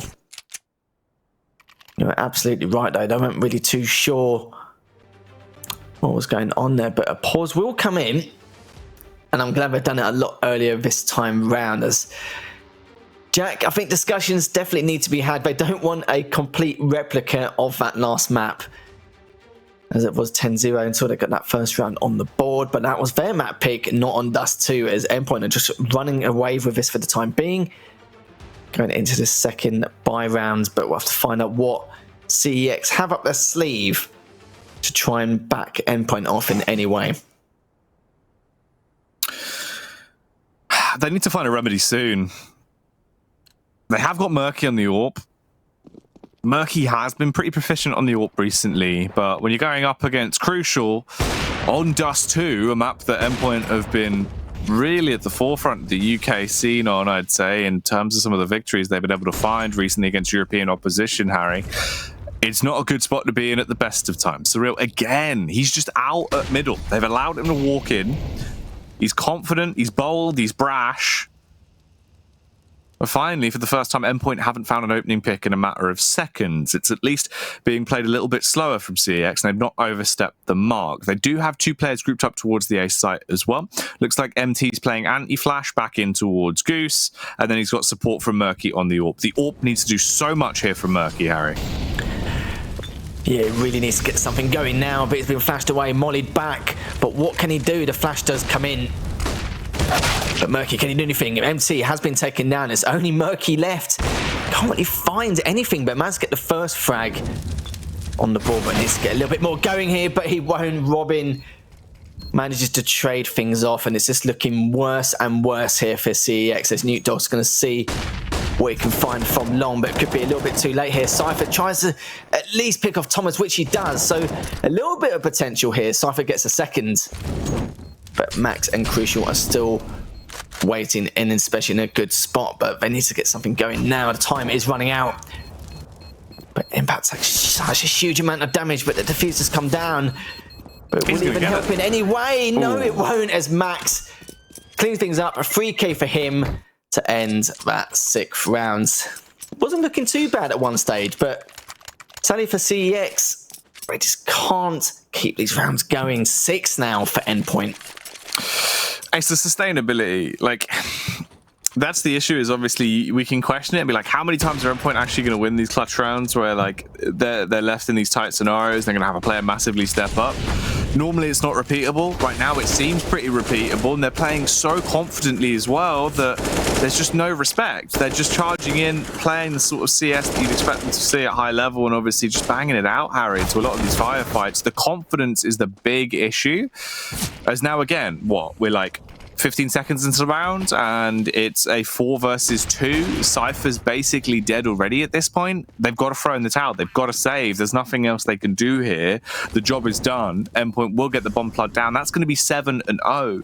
This second map started not long ago, Harry. This hasn't been live for long. These rounds have been quick.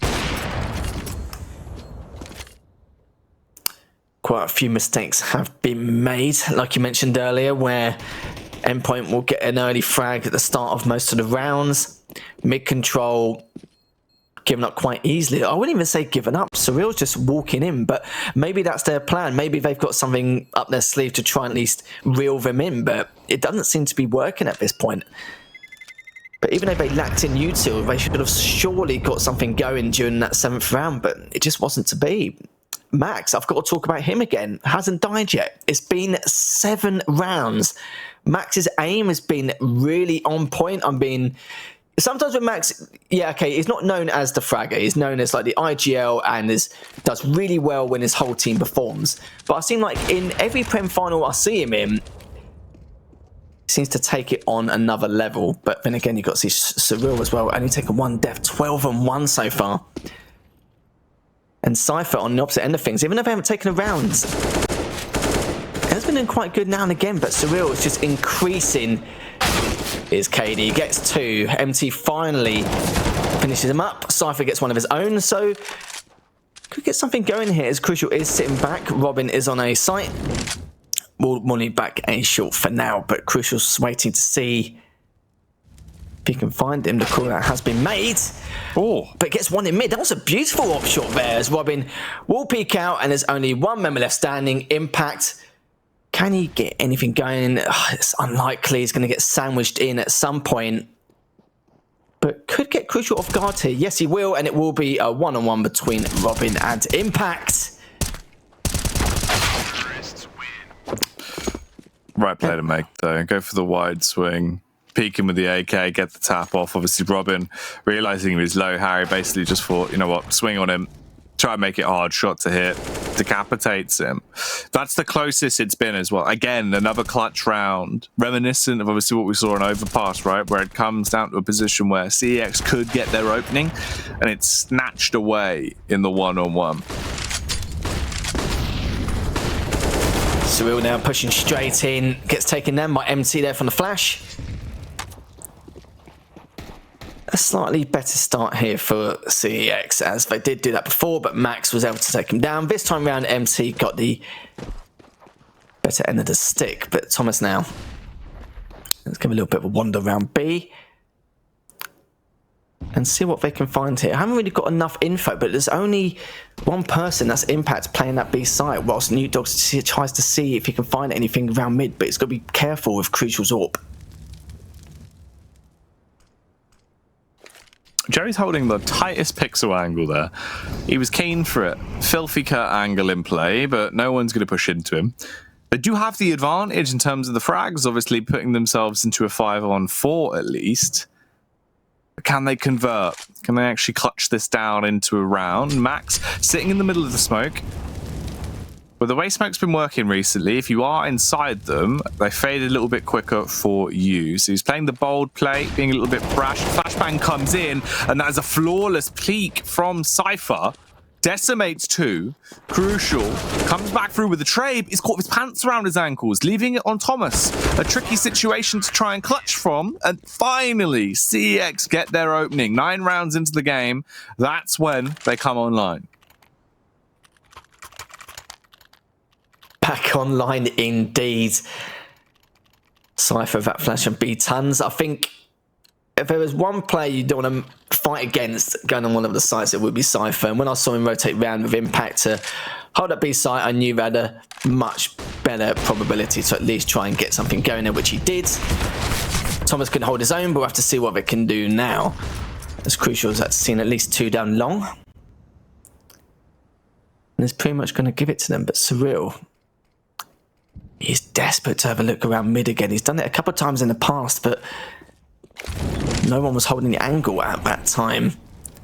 But Cypher is ready and waiting, and not only Cypher, but New Dogs popped in to knock on the door and see. You can find out what any member of Endpoint's up to, but quite a passive get round here as the flash does come in. Murky gets 1. Surreal now, what's his decision going to be? He's going to be sitting back for the time being and see what they're getting up to.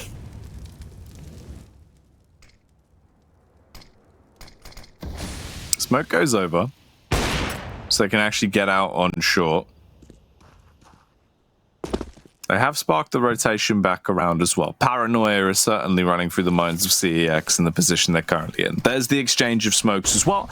Deep smokes across, they're going to drop down. Nuke Dog, does he realize Surreal's location playing close towards elevator? If he pushes through the smoke, Surreal should have an edge. Talking of which, a honed edge is going to need to be what Murky is in this scenario. Surreal's actually caught out through the gap in the smoke as well.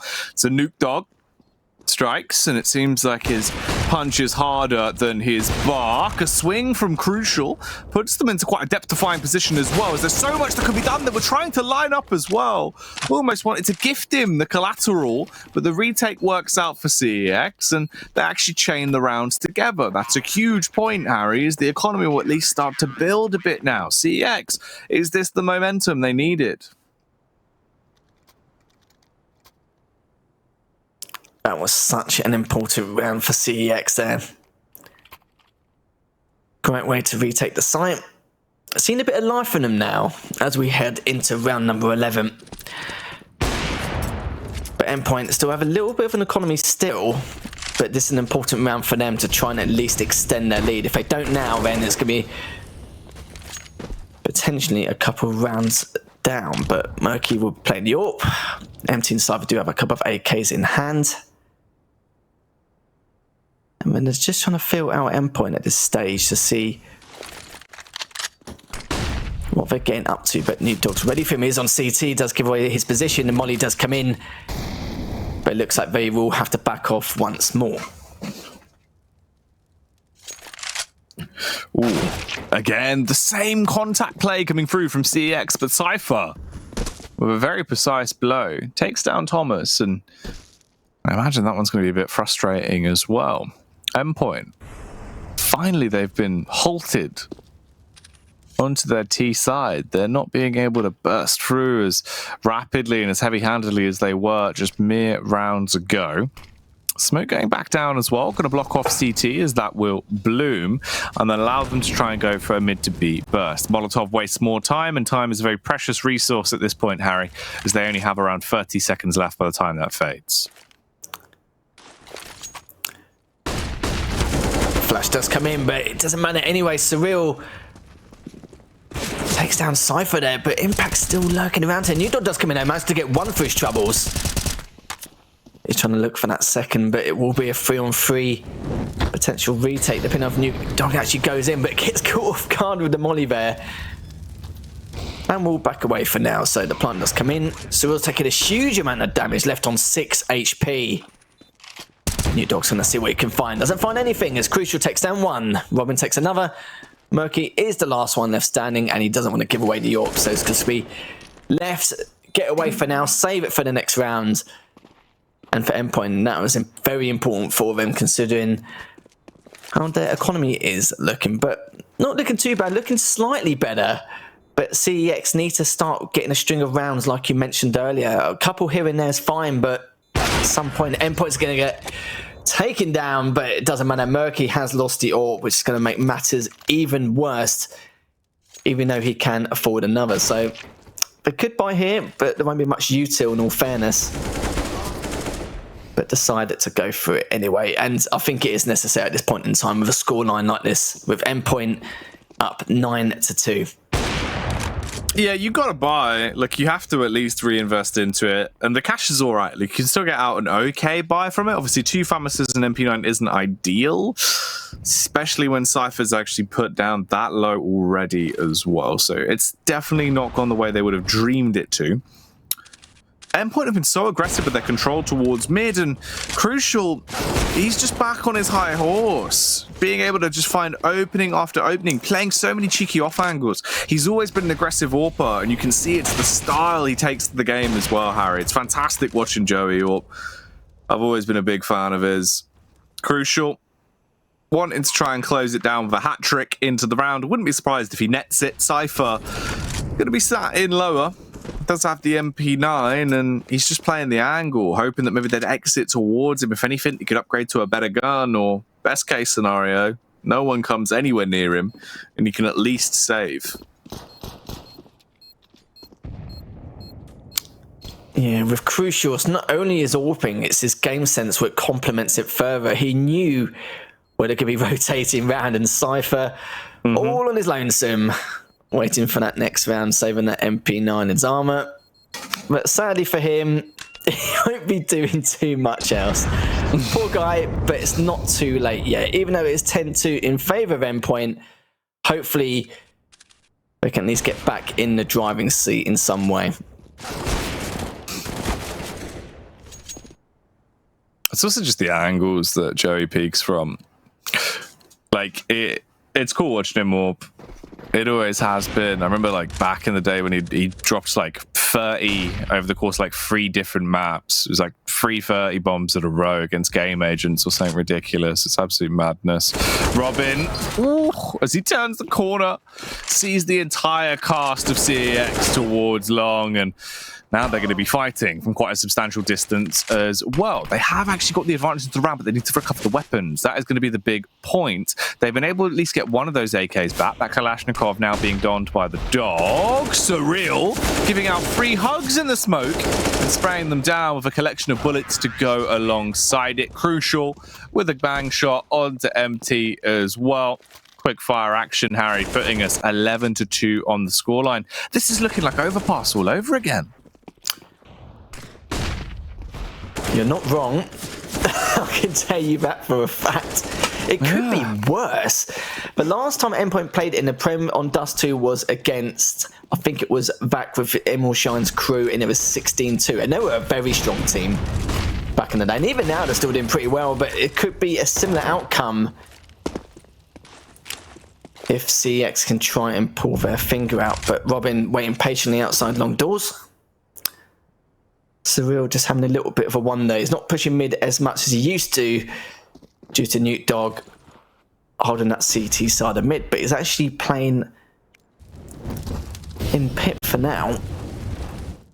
It looks like Endpoint are just taking their time here, just trying to feed himself as much info as possible and figure out what exactly is going on. But as I say, that Surreal's going to try and push in. Empty will find one, but I don't think he'll see the second, as we'll be waiting and taking his time. Surreal The amount of times he's done this towards mid, surely MT should be ready for it, and he will. Suspect to the shot as he switches over and gets the kill back. Leaves us in the 5-on-4. Murky force off the angle. No more Shoxy Superstar today. He's got to try and play from a different position as he rotates back round towards ramp. Crucial's just going to hold the angle as well, expecting the face to come towards him. 30 seconds left on the clock in this one, Harry, and this seems to be the burst they want to go for. Molotovs all across the site, every angle is ignited, and Murky's forced back, but he's just playing from behind it, and he gets one of the frags, is able to get the tag onto the second. Nuke Dog from the God B angle behind the door as well kills Thomas. And CX, they're making it look a whole lot more like Overpass. Potentially, this could be them getting 4 rounds at the end of the half. Murky keeps getting the angles, but keeps getting pushed back constantly with the util. It's some great stuff from Endpoint. We know exactly what Murky's like, what he plays, and how he does it. There's not really too many openings for him here.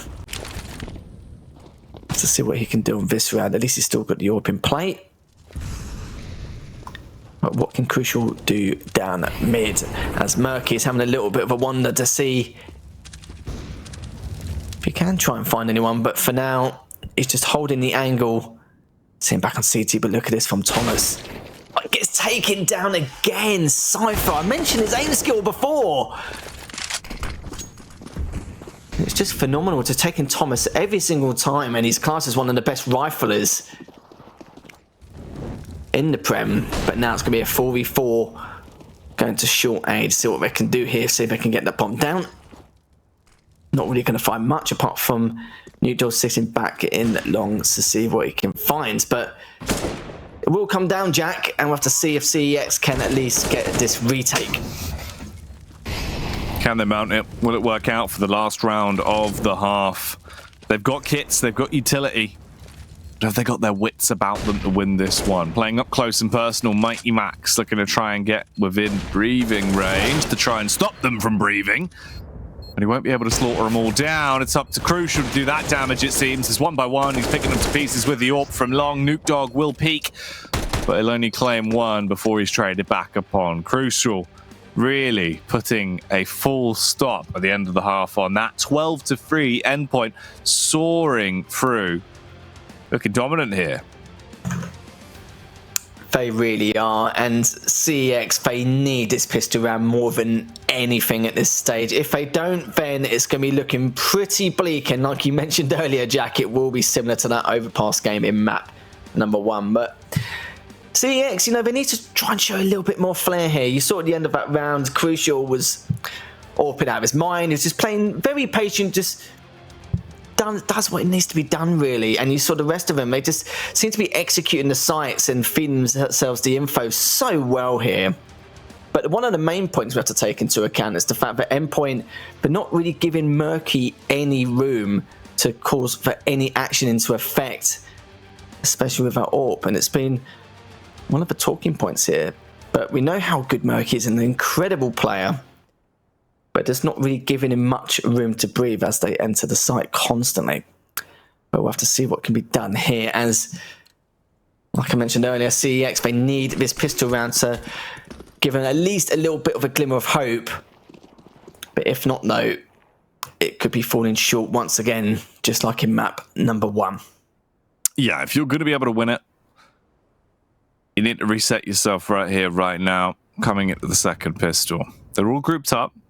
It's a 5-man burst, straight out long, and it could very well be a long shot into the round as Robin retreats, backs up towards the site, and gets himself into a position to play from distance, utilizing that USP to its full potential. There's the smokes, there's the flash, and this is probably going to be the push out from CEX. They do still have 3 more flashbangs to work with. The smokes have bloomed as well, and they're pushing hard and fast. Max, if he actually plays around this smoke, there is a lot that could be done, especially when Surreal's just popping heads as well. And at this point, does Max even need to swing? Robin's got the frag onto the player that pushed up towards the site. Nuke Dog trapped on crossover. It's just a matter of time until he gets mowed down. However, for Murky, will the backstab pay off? The chemistry of this team is unreal. All 4 of them at the exact same time. Was peeking at Newt Dog there, but Murky got a couple of his own so far, so he leaves himself a little bit of room. As Newt Dog does get taken down, but hasn't really got that much breathing space. But yeah, that's right. Finally, Cyril does take him down, but yeah, like I said, the chemistry of this team, the communication, the reaction to the comms is one of the big talking points there. But sadly, CEX did lose the pistol round, and it's just going to make matters 10 times worse. As they're running out of ideas. Just struggling to adapt here, I feel, Jack. Yeah. Stuck in their ways, and it's just unfortunate. I mean, they've been hitting their shots into quite a few of these rounds, but when it comes down to it, Endpoint are just a cut above the rest in the team play right now. Obviously, it's making sense, and Mighty Max is really going to want to knock some sense into them with this MP9. The crossfire is pretty damn flawless so far, leaving just 2 of them alive, and I don't think they'll be standing for too much longer. But they are biting back. They're at least being able to get these tags off and soften up the opposition. Crucial peaks, but it's a swing and a miss with the scout this time, and Murky's armed himself with the MP9, trying to pack a punch. We'll get the tag back off onto Crucial, but it's all down to him, and he's being pushed on. Almost, but not quite there. Murky pretty much skimmed ahead of one of the players there, and Cyril nicely cleaned things up. But you can see, even just from the stat line, no weak links or anything like that. They are working together as a unit, but just can't figure out what Endpoint are up to half the time, and it's been a real pain, especially Cyril looking at 22 and 5, Crucial 19 and 6. No stopping his man at this moment in time, but CEX are going to play this very passively to see if Endpoint do push up. Max and Robin have done it a few times on overpass, but it seems like they're being very well disciplined in action onto those sites. But we'll have to see what CEX can do here.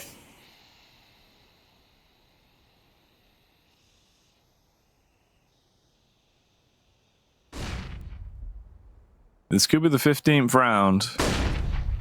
Going straight to Team Endpoint.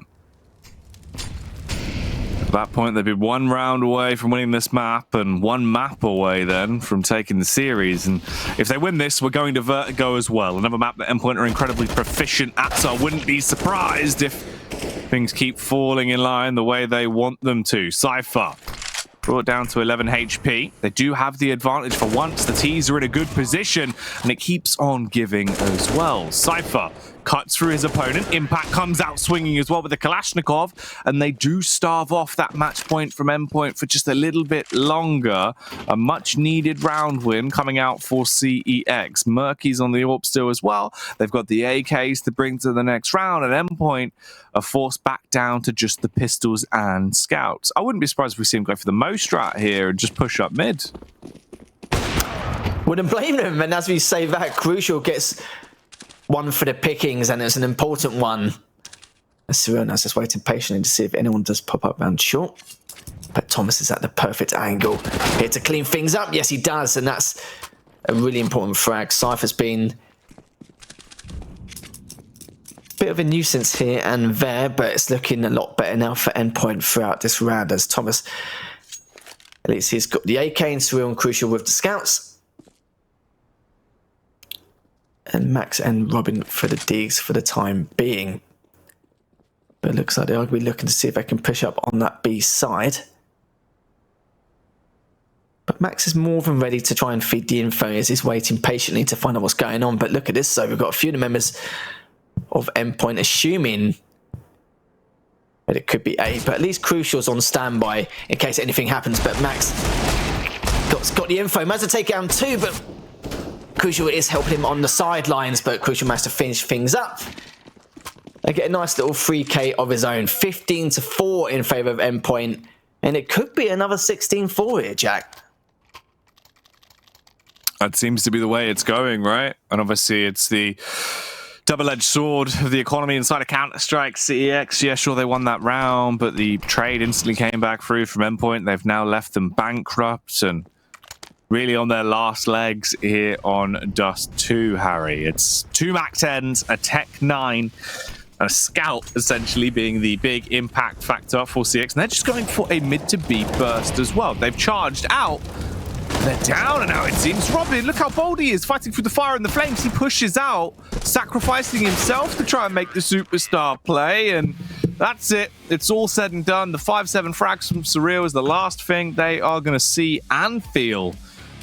As it's wrapped up 16-4, another map goes the way of Endpoint. That's 2 down in the best of 5, 1 to go, and we're going to Vertigo after this as well. Dust 2 is a map they're so good at, Harry. They were given that one for free basically in the picks and bans, and then TX have picked Vertigo as the next map. Obviously, as a confidence pick, yeah, if you want to prove a point, all right, it could have been a huge way to come in and beat them in their own game, but you're going into it 2 maps down.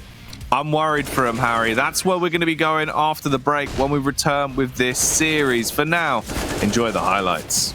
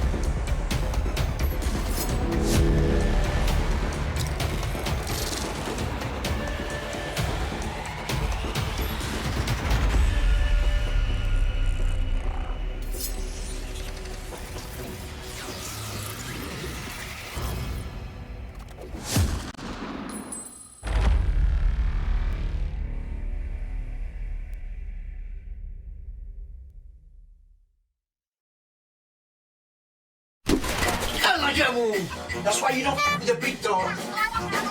Now listen here, you. Tired of spanking your mates week in, week out? Come on! This sad little loser online from Albuquerque, New Mexico, without any rewards other than glory? Try Stakester now. Start using your legendary skills and making some real motherfucking money. Go on. Press it.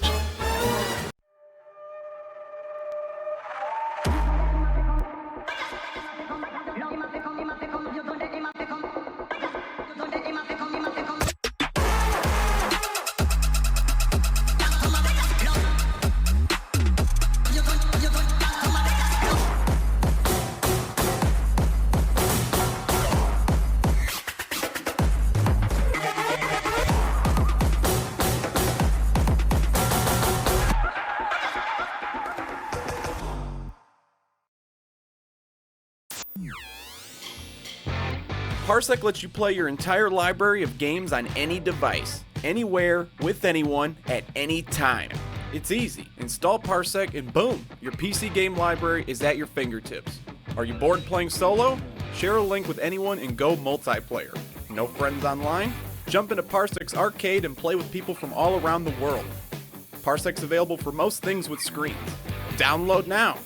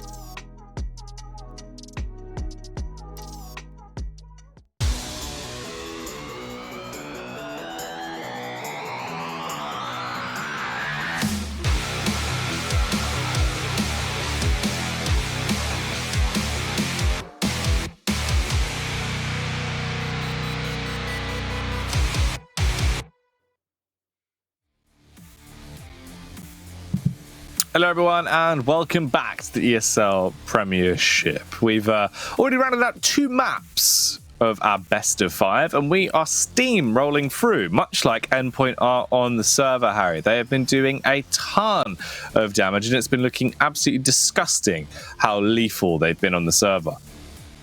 They definitely have been. You know, what can you say at this point and what can they do? It's just been a real struggle here. CEX, they've tried to adapt, they've tried to change things. I feel like some of them do have the aim style potential to take the duels, but it just seems like the strategy and coordination is fair sometimes, but they just can't seem to get away with it at all in any way, shape or form. They've given up mid completely. They try and hold mid. They at least try and hold the angles. Murky's not been given much opportunity to try and AWP due to the util positioning from Endpoint. Everything is just going in their way. And, you know, I said this before about Joey and in his AWP skills and how he's just taking his fights back to back. And he's just getting away with it so much.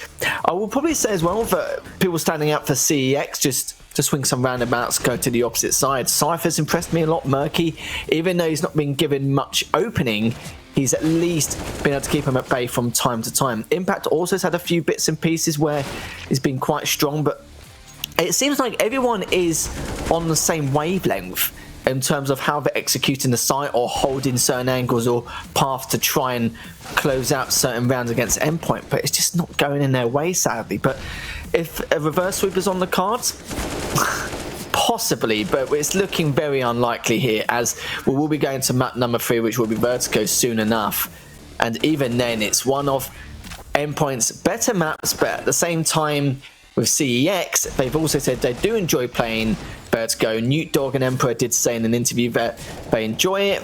The rest of the team weren't too sure about it at first, and then after a little bit of time, they were just like, okay, yeah, we're you know a bit of a big fan of it now. They're just trying to master it as much as possible because no teams have really mastered Vertigo as of yet. And you remember last time when they played against each other, it was 16-13, but as you can see, going for the stats on Dust 2, average KD 2.13 for Endpoint. Am I surprised? Is it a shock to the system? Not really. No, I don't think it is at all, right? Obviously, Endpoint, you'd expect them to be absolutely tearing ahead. Dust 2, probably the best map in the pool for them at the minute, and they look absolutely disgusting on it. That's also a worrying sentence to say because Vertigo probably is the second best map for them. They've been racking up some huge results on it, going up against some good opposition, Harry, so I'm scared. I'm quite scared about what the strengths could be going into it for Endpoint. Talking of strengths, we discussed this with some of the players from the UK scene and tried to find out what they think the strengths and weaknesses of the squads are. Let's find out. The UK scene is really good at, I would say we have a high skill ceiling. So there's lots of players in the UK who are very, very good aim-wise. However, some weaknesses of the players is they don't know what to do with the aim, so they don't like. It's the common phrase of all aim, no brain. I think the UK scene is lacking a lot of dedicated players and people who are willing to stick it out in a team. I think the UK and Ireland scene is very good at the aggressive, puggy style of play with a lot of crisp aimers, but we lack taking that aim and skill and putting it tactically into knowing how to beat the opponents and winning the games. There's a lot of rivalries between UK teams just because everyone is quite close, I think, in the UK scene. Everyone's friends with each other. to an extent, so it's quite easy to have a bit of banter. UK scene players have a problem with each other because of egos, I think. So everyone wants to be the best, everyone wants to prove themselves, get the highest stats kind of thing, but it's not all about that. And I don't think UK scene players really recognise that. Most people in the UK scene who are on like the better teams all kind of know each other, so there's like a bit of a rivalry there. Or people just don't really like each other, to be honest.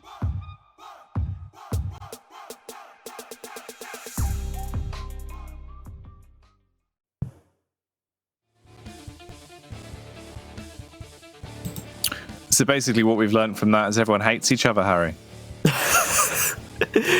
That's just the UK scene in any game, isn't it? Like, arrogance, egos, everyone's mates, but at the same time they don't like each other in game. It's just all business. That's pretty standard, to say the least. Murky pretty much said it as it should be, and Cyril was just adding to it, pretty much telling him what we really think and what we really think.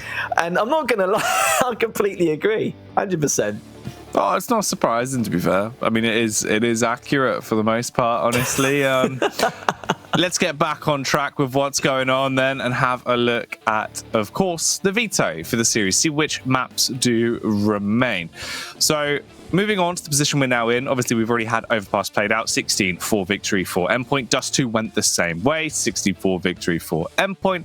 Now we get to Vertigo, probably the second best map in the pool for Endpoint, but it's CEX's pick. Obviously in the regular season, Harry, a very close affair. CEX brought it back to almost get it, almost had their hands on it, but they lost it out in the end, and Endpoint did pick that one up 16-13. Coming here now, obviously I think that was going to be their trump card, right? If they wanted to prove that they could beat them on it. Might have been a good trump card to have, but they've lost both of the first two maps 16-4, Harry. Yeah, it's beyond the warpath here, I feel like. You know, okay, fair enough on Vertigo. They had a good run. It's more the fact that CEX have a very good T side on Vertigo, and we've seen a lot of that in the previous matches, but even then you can see their Endpoint win rate, played it 4 times, 100%. And as you can see on the side of CEX, the one they lost to was to Endpoint, previously near the beginning of the season. But I don't know, man. It's going to be extremely difficult to call. CEX need to come out of the woodwork straight away, and I've seen their T side. It's so good and it's so well executed. They're so patient, kind of cutting off every angles, and how Cypher executes B sometimes, even if it's an eco or the aggro from the full buy round, he does do it well and efficiently. But it needs to be careful of how Thomas and Cyril push up on that B side quite often on the CT.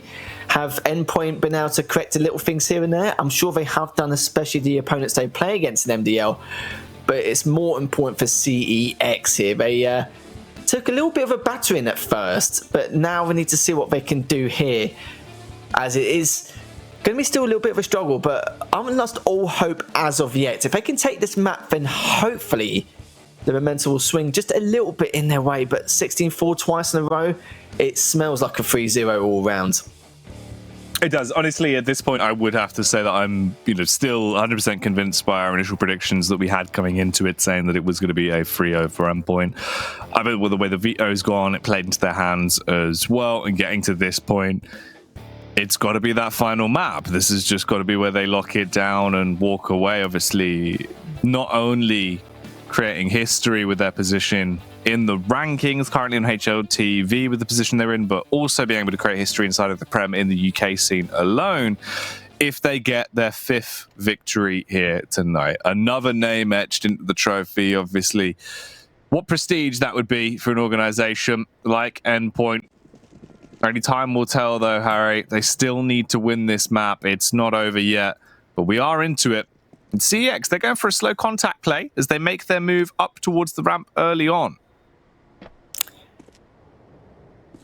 So, map number 3, CEX really need to get something going off the bat. They don't want to let things get out of control. They have done that a couple of times already, but Max is waiting around in lane to see if anyone does peek out, which it does, and the smoke does come in. They're just delaying things from the time being, but not a bad nade. But even then, only Murky took a little bit of damage. But he's tempted to push in, but Cypher had a great angle there. Max finally been taken down. And Cypher will get the bomb down for the time being, and this could be a retake to see what Endpoint can do. Holding their angles. Waiting for the swing to come through right now. The push will go around. Impact will get the opening kill with the Glock onto Surreal, and they do have control of the bomb site. At least this is a good position to be in. And could actually be an opening pistol round going the way of CEX. Thomas, he's on the back pedal, but he's still finding headshots. He knows it's as good as done, but he's just biding his time as he ducks and weaves. We'll have to concede this one, but he wants to take them down with him, and they're swinging into him.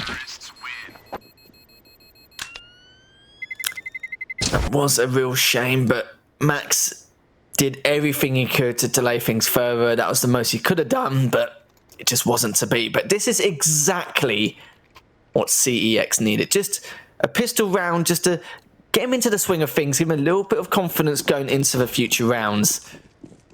And I believe that's the first pistol round they've actually won all series. But it looks like they will be going to try and push a ramp. But I know what they're like here. They always have a couple of players just sitting back. And Max and Crucial, they do love to play that top of a ramp now and again. But I think they've changed things up just a little bit here,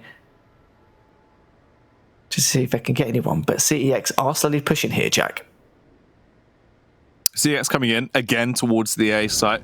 This is where we tend to see most of our tussles. Look at this angle, though, of Thomas. Boosted up on top of his teammate, peers over the lip, eventually gets the shot off on towards Cypher and takes him down. So already the opening frag has gone their way, putting them into quite a good position. Nuke Dog gets tagged as well, dropping him down to 59 HP. They're taking so much damage from the utility alone, Harry. They're going to be limping their way in towards this site. Double smoke coming back up as well.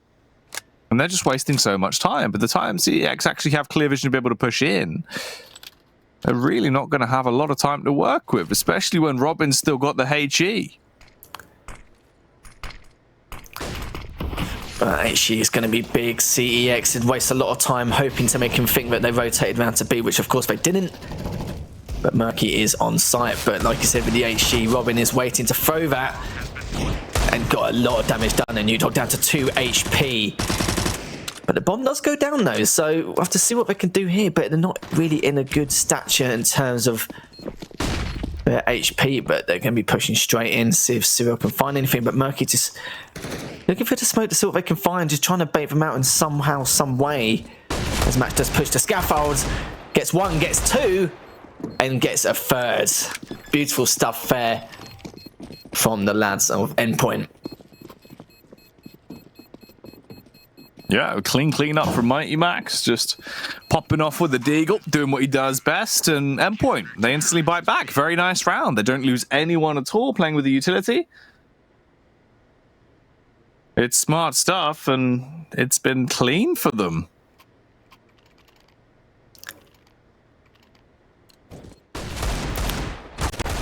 This will be an eco from CEX. It's a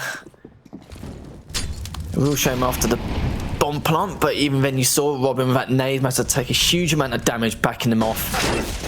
That's getting a beautiful flame, but as I said, that Surreal's already taken a lot of damage himself. He's going to be able to get anyone. No, he won't. Cypher just breezed in there. The P250, but look at that from Thomas and Robin. The 3k from the HE from Thomas. That was ridiculous, and Robin just cleaning things up for himself. And I think I said it earlier as well. Cypher likes the aggro play on the B stairs, on the eco, and sometimes on the buy rounds, depending on the circumstances. But Endpoint getting into the swing of things themselves as they now take the lead for the first time. This is where the confidence is going to start coming back through. Crucial, playing close in the smoke, waiting to try and go for the push round through the scaffold. Does actually overstep his boundaries a little bit as he peeks out. Murky was ready for him with a glil. And does get the shot back off. So already the opening pick has gone the way of CX. Initially, looks like the T-side is into a good position. Smokes are going to be coming down.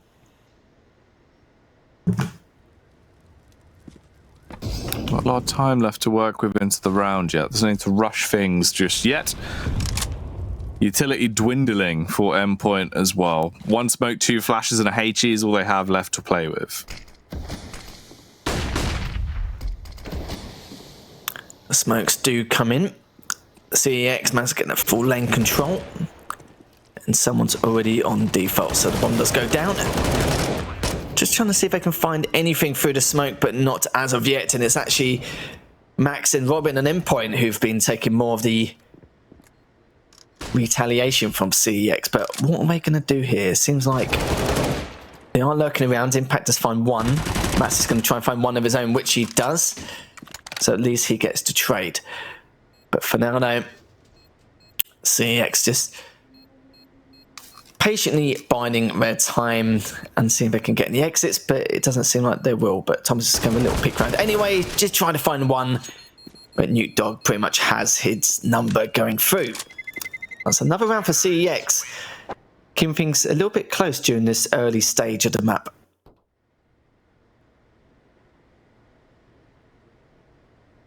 Yeah, I mean, at least it is a closer game. They split it 2-2 early on, so it's giving us finally a competitive start into these. Obviously, it's either been a massive sprawl of rounds for Endpoint or one round here or there for CEX. Finally, it's a bit more back and forth here on Vertigo.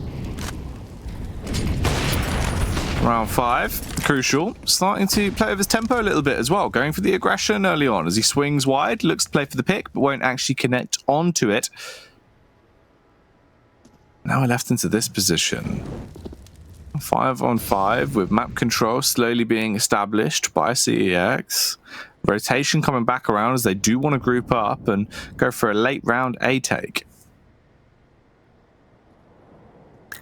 Crucial, will he be able to get him? Yes, he will. Good pick there from Crucial on MT. And Murky now just trying to see what he can find here. Just playing it quite patiently. But found a little bit of info which he was after, but they have backed down for now. So Impact tries to get random. He will not, as Thomas manages to clean him up. But Crucial is tempted, but gets the bomb down as well. And will he go for the third? Yes, he will. So that's already 3 in the name of Crucial. Cypher does get one of his own. Max does clean things up. And I have noted as well, they've changed how they position themselves. Normally you will see Max and Thomas, also not Max and Thomas, Max and Crucial, I believe, hovering around that T ramp, especially on the top side around the sandbags, just trying to feed himself any info and leave the scaffolding alone completely. But that's the problem you see, they don't always keep the same strats. They've changed that. Seems to be quite recently. But CX have done as well. They're not as patient on the A ramp anymore. They seem to be a lot more aggro. So both these teams have changed things a lot coming into this map beforehand, as Newt Dog will get the flashes in. And we'll see what CX can do here. Smokes are going over. CEX again. Up to their old tricks. They seem to be loving the A site right now, and they've had a few sporadic successes thrown into the mix. Mighty Max definitely mixing things up as he pops the head off onto Cypher and leaves him in the 4-on-4. Bomb is down. They've smoked off the site as well, so they have that barrier up to block off the line of sight for now. Crucial, holding the peak and waiting for the face, but you can't really hone in on one angle at the minute. He's trying to reposition rapidly and actually find where they are playing from on this T side as they're in their post plants. Molotov goes in, it will force him off the angle. Surreal goes for the swing. Thomas will get the first pick. There's another one going their way as well, but we're now left into a 2-on-2. Both of them towards ramp, swinging wildly, but they're not ready for the backstab from Robin. Crucial with a killing blow comes through, but it's a little bit too late. He can't get the defuse off, and they will have to concede the round. That was a real shame, just a little bit too late. But CEX, they managed to delay things enough to get that round and to continue to get something going here. So we see 3 Mac 10s, a Tech 9 and Galil on the side of CEX. And I'll be curious to see what they'll get up to here. This is a quite aggressive play, but Crucial finds exactly what he's after, but doesn't get some pink he needs as he does pull back for now.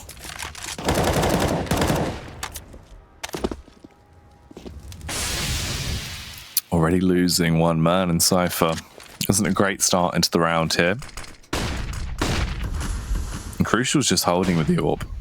Waiting for the push, but he actually gets a bit over-aggressive. It works out as he'll find the first, but couldn't get the adjustment off onto the second man. Murky with the Mach 10 starts to push up. He's donned his signature weapon as well. Takes a little bit of a doming, dropping him down to 46 HP. Molotov gets cast out back on towards the bomb site. Extinguished, luckily enough, by the support squad of Endpoint. And this should probably be their cleanest round yet.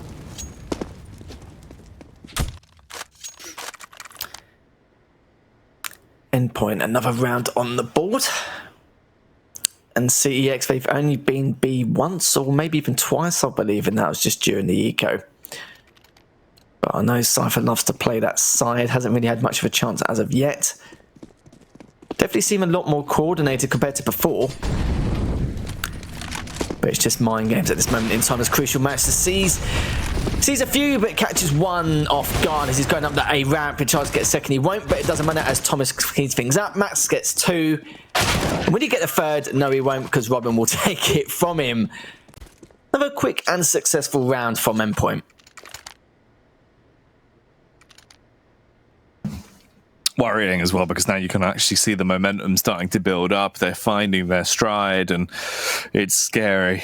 CEX, no real money to work with whatsoever as well. It's just Glocks that are going to be coming through, and one single flashbang for Nuke Dog. It's been all about the A site. That's where their onslaughts have been coming towards, but instead they look to try and go for a B bombardment. They do get bombarded by that nade, however, and that will cause this one to be a little bit more of a write-off than it initially was looking to be, especially when Surreal is snapping to each and every head that comes towards him. This man is like a human aimbot, Harry.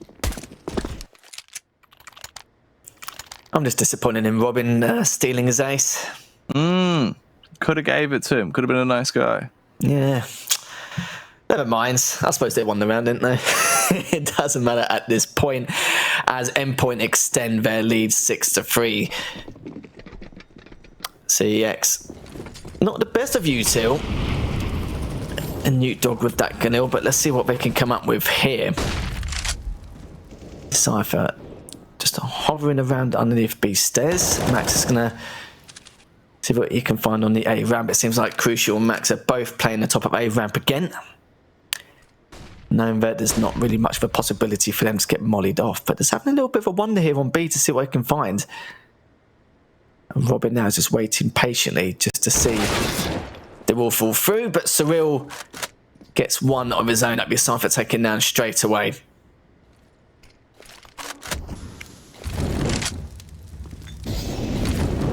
Thomas, Molotoving back towards middle early on as well. Robin has to wait for that molly to extinguish to allow him to get back in towards mid. The play on B is not going well for Nuke Dog either. Surreal cut straight through him with the M4. And we're just left down into a 5-on-3. Endpoint really starting to look like a brick wall now, Harry. And CEX are just bouncing off it on their attacks. Yeah, this is not looking good. And what's making matters worse now, Thomas gets another one. Only Murky and MT left standing. I don't know if it will matter though, as Robin is just dilly-dallying behind the post. But it doesn't matter. MT gets one. Must get two. This is good from him. Let's see if he can try and get a third. But it's just delaying for now. He's going to try and get the bomb down just to try and fake it. And yes, he does. That's a third. That's a great play from MT here. But he needs to try and get the ace to try and make anything happen. But definitely feeling it here a little bit, Jack. But will he be able to get the ace he could thoroughly deserve? This is after that one more. But it won't happen. It was a great play in the end. But Crucial managed to make him step down from there. So that's another round on the side of Endpoint.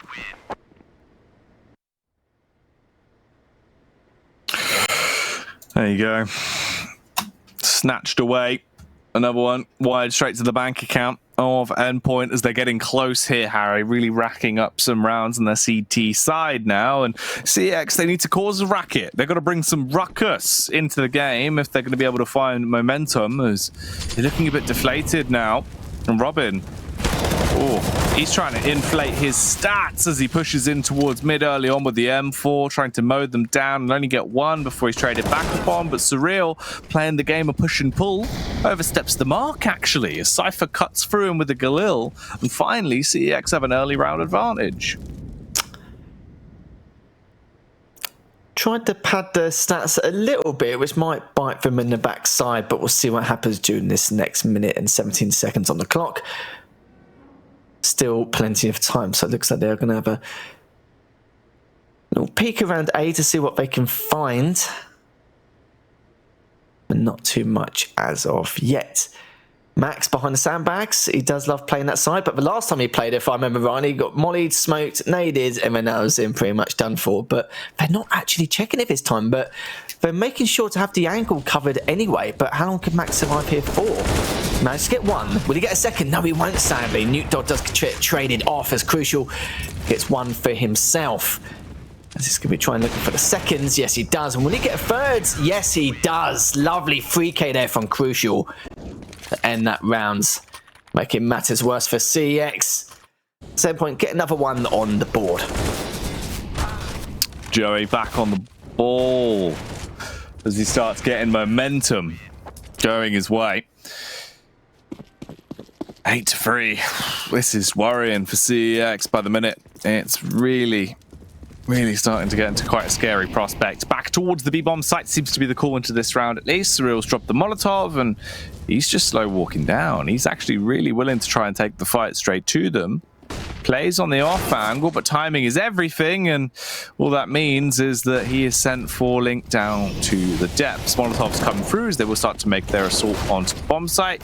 Utility being used by Endpoint, frags being found across the board. Robin with the rapid adjustment there kills Impact. Crucial arrives on the scene to support, and this is not looking good for the two CEX men. Crucial making matters worse. But Murky is standing his ground to see if he can find anything coming his way. But he will push up to see what he can find. Nothing as of yet. But does manage to find one. But it's not looking too good. He's not really in the best of spots to say the least. But as I say that, finally managed to take down Robin. Managed to take down Crucial. And just Max versus Murky. In a 1 versus 1, but Murky's only on 12 HP. He's got to be really careful on how he wants to do this, but it doesn't matter. As the HE comes in from Max to clean things up and give himself another round. Murky was looking pretty good at the time. He's been still quite patient in that scenario, but just couldn't really get that round back from them here, Jack. No. Moments of greatness, but it's just not enough. And is this going to be 3-16-4s, Harry? Is that the potential timeline that we live in? The CEX, they need to get another round. Finally, they do get the first pick. Cypher cuts through Crucial. Max lurking here, playing from behind the sandbags. They don't know. They haven't cleared it, and they've actually pushed by. Max, depending on the timing, could do so much. MT's low as well. He's only on 12 HP. If he would have swung, that would have been at least a guaranteed frag, but he's playing the long con. I understand that completely as the smokes do come in, but they still haven't checked the angle there. They did before previously, but because Max has been there once before, they're making the assumption that he's not going to be there a second time round. Thomas gets 2, Max gets 1 for his troubles. The flash comes in, and Murky's looking for 1 himself, but it's not going to be. As Thomas gets a 3rd. The nade does come in, but it doesn't matter. Thomas with the 4K. Fabulous stuff from him, and I think you're right here, Jack. Things are getting worse and worse, and we haven't seen that flare from CEX as of yet. No, they've just not really had any pizzazz. It's been quite standard, really, from them. And the unfortunate factor is the odds are now being even more mounted against them. Surreal's also joining the secondary AWP. The K-Man is definitely deadly when he has the AWP in his hands, so it does not surprise me. The CEX, however, they've just got pistols to play with. 3 Tech 9s, 1 Deagle, and a P250s. They burst their way out mid, but they run straight into the crosshairs of the Swedish superstar, who unfortunately can't tackle them. Thomas will fall as well, but this just sets up Crucial and Surreal for the 1-2 combo of the AWPs. Everyone will be set up on a date with the coroner, and that is an 11-3 scoreline now. Final round of the half coming out. The buys will be there for CX. They haven't taken a single pulse for any of this as well, Harry. They have just been brute forcing it every time. I don't know if internally maybe they've broken from this, Harry. If they don't win this round, I think they will be broken. It's 4 by, at least Murky does have the AWP in play.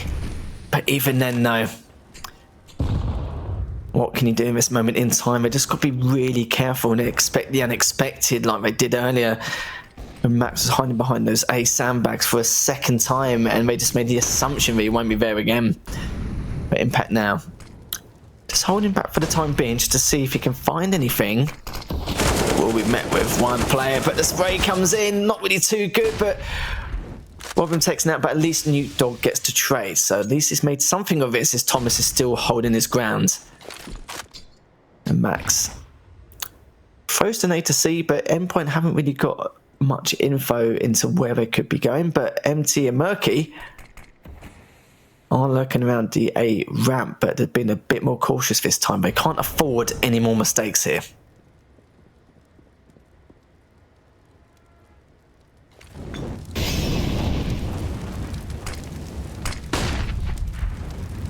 Crucial.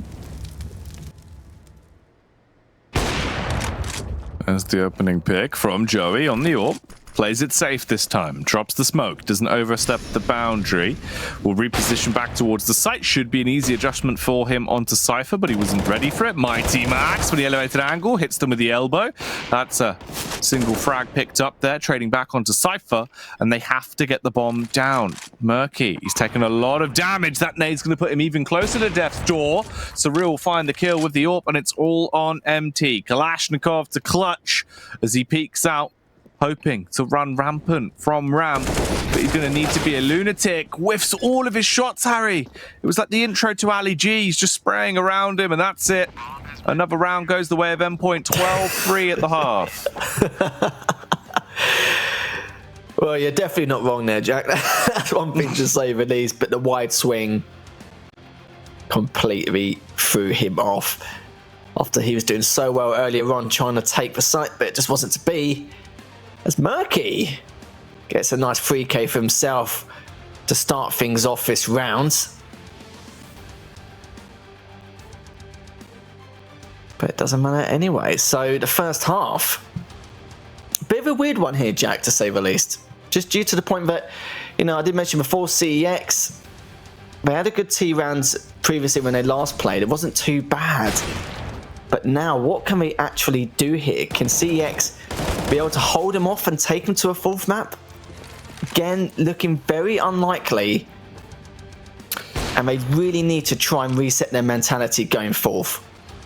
Yeah, it's a struggle. They are firmly riding on the struggle bus, Harry. They are right up struggle street. That's where they've been dropped off. But can they get out of that street? Let's find out then. 12-3. Nuke Dog already pushing out. He'll have the info at least. That's a big, big point to this. He's been able to get the read that there's no one outside of B. So they can rotate back around and put their defenses more heavily stacked towards the A side. Spam coming through initially, and Robin will actually claim one. Steals the livelihood there of MT, as he will dome him down. Nuke Dog has the backstab, and this could be a huge play, but he's been spotted, surely.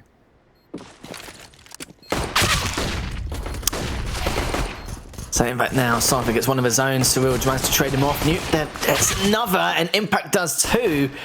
But it's Max, the last man left standing, and then it's 1v1. Doing a good job delaying for now. But will he be able to clean things up? No, he doesn't. As Newt Dog manages to win that little scuffle.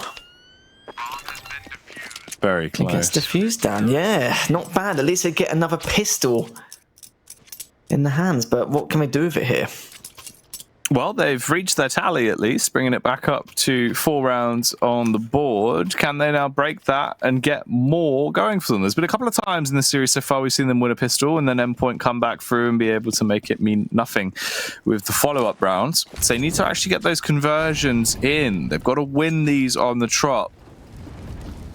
Endpoint just down to the pistols. Almost a deco.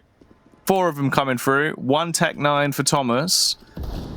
Will he be able to cause some turmoil with that weapon? Has to be different, doesn't he? There's always one. Yeah, it's his flair. That's what he does. Hopefully CEX will get that similar flair which Thomas has had throughout the entire course of the series. But Murky standing his ground for now. Waiting for Robin to peek out, which he does. And Cypher's there just to help him along as well. So Crucial and Robin have been taken down. It is going to be a 3v5. And we're going to see what they can do on this A side. We've got 2 members on scaffold on the top of the A ramp. And waiting patiently to see what they are up to, but doesn't look too good as Cypher gets a second. And we'll be looking to see if he can go for that third, but MT still bouncing back and forth on that boost spot. But Cypher managed to get 3, MT got 1 to give him a little bit of a hand. Nice clean round there from CEX.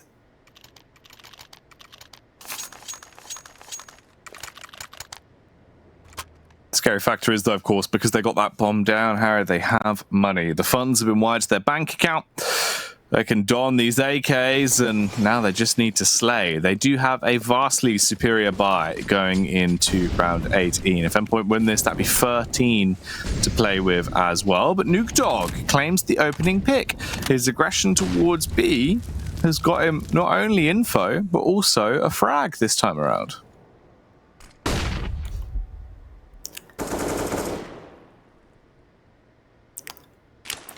Playing it safe for now. The smoke does come in from Murky just to keep him at bay just for a little bit, but that smoke's coming on the side of Endpoint now. And what's going to be their answer to this? As Thomas realises that no one's down lane, it's all clear. And the bomb will come down. So how are we going to be retaking this? It's been another story, but Robin's just waiting for him, daring for him to peek here. As the money does cause a little bit of damage, and it's quite quiet on the side of CEX here. They're probably a little bit surprised themselves, but Crucial. Let's get 1. Max finds one of his own, gets a second, and down goes MT. Classic round there from Endpoint. Very clean to say the least, and I think CEX were just taking a little bit of time just to try and figure out how they're going to plan their course of action, but it doesn't seem to be the case there, as Endpoint get their 13th round on the board here, Jack. Yeah, Endpoint steamrolling ahead. Obviously, we're now coming back into this as well, where CEX will still be on a weaker buy because of it. Robin's the only one with a max head, and the rest of them have all got the AKs out. What's the call from Endpoint? Slow grouping play towards the A site initially to open this one up. Murky's going to drop down. HE goes rolling in, but it bounces off the box. That's no damage done. That could have been huge for the splash damage initially if that would have hit.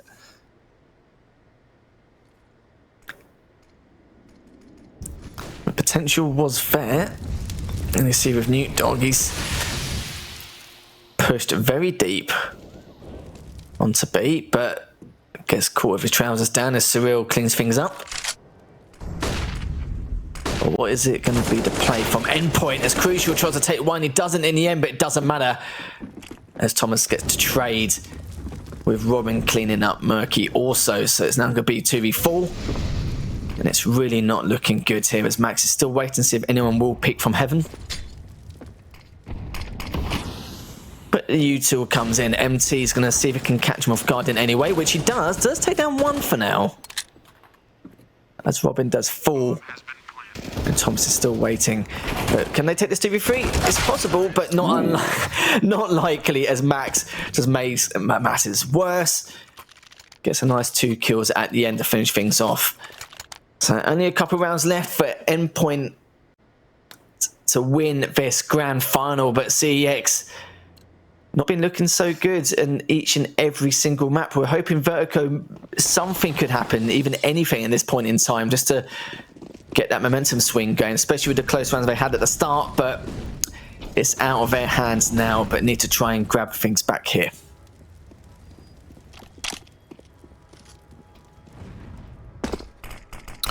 Well, with Endpoint being the only side with actually any guns to work with, and Surreal suspect to the backstab.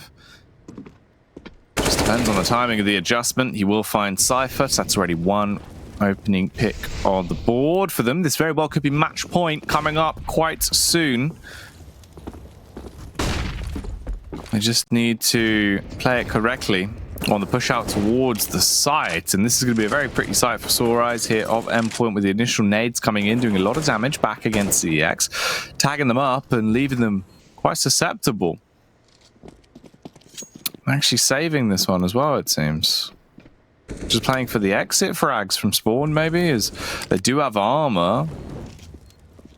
They're willing to play for overtime, Harry, and that's a bold position to put yourself in. That means they need to win the next 10 rounds on the spin. I don't know, man. I love the optimism.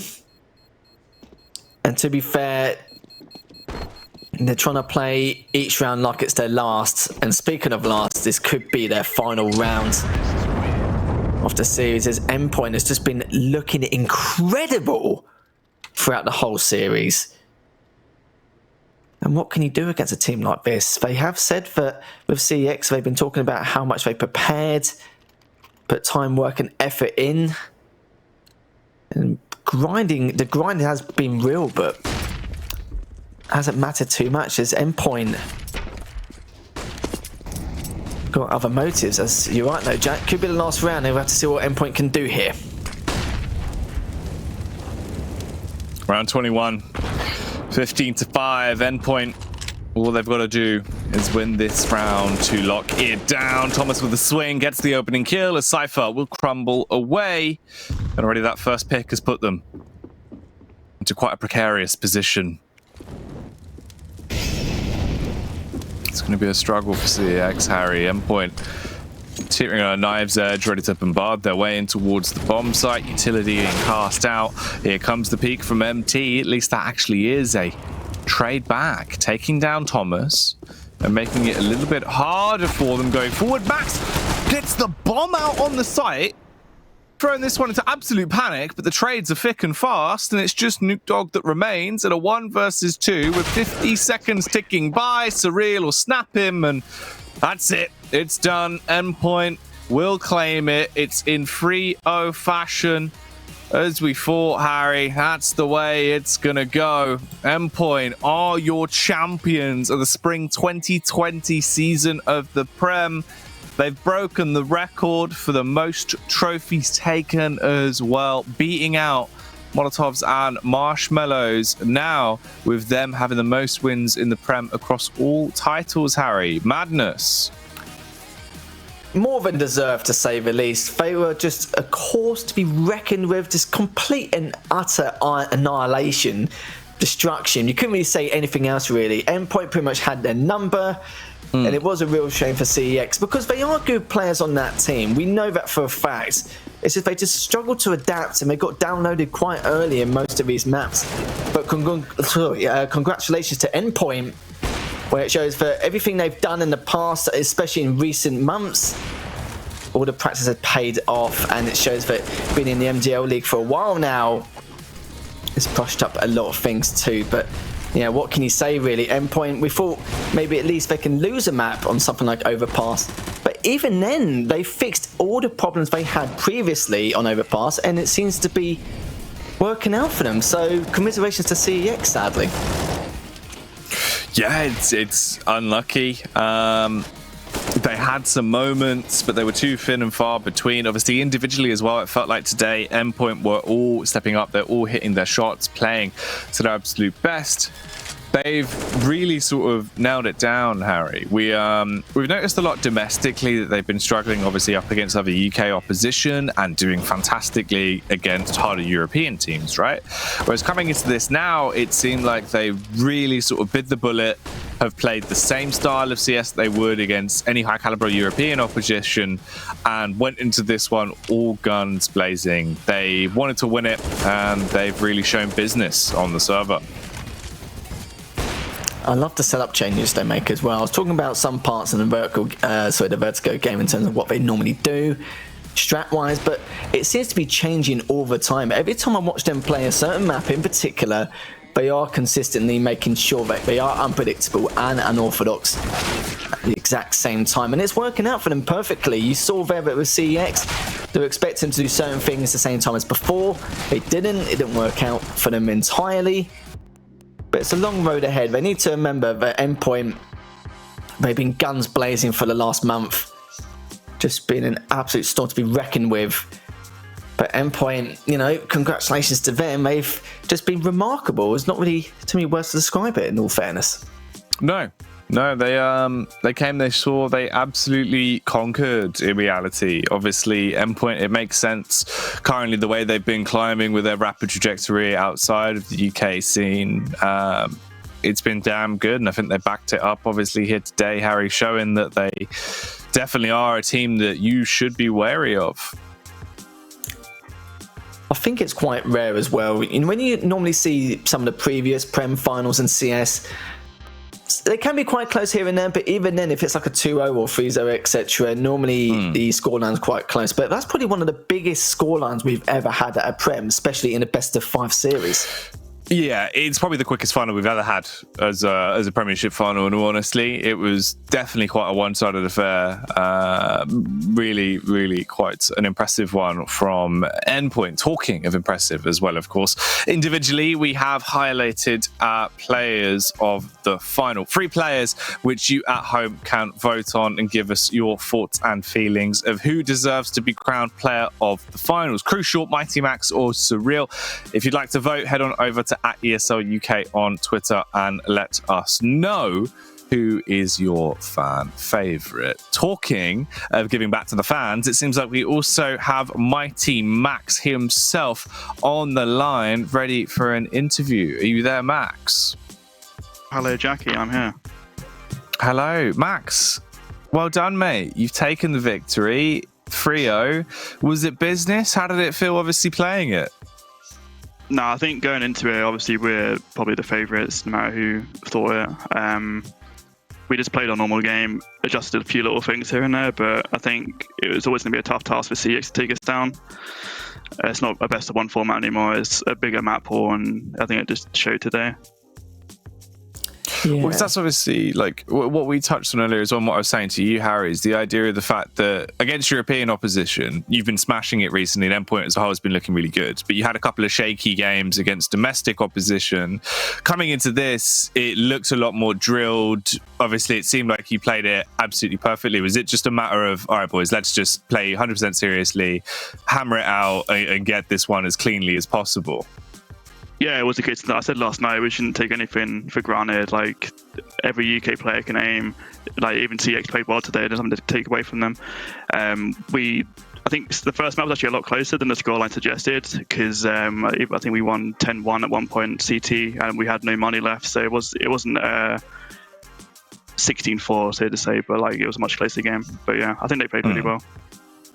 Yeah, they got a little bit unlucky here and there, but I want to know what changes you actually made to Overpass, because that was a completely different team from what we've seen previously. We know you like to try and avoid that map sometimes. You did say in a previous interview that Overpass, you know, there's some things that need to be changed here and there. It seems like you've fixed a lot of the bits and pieces which needs to be sorted out.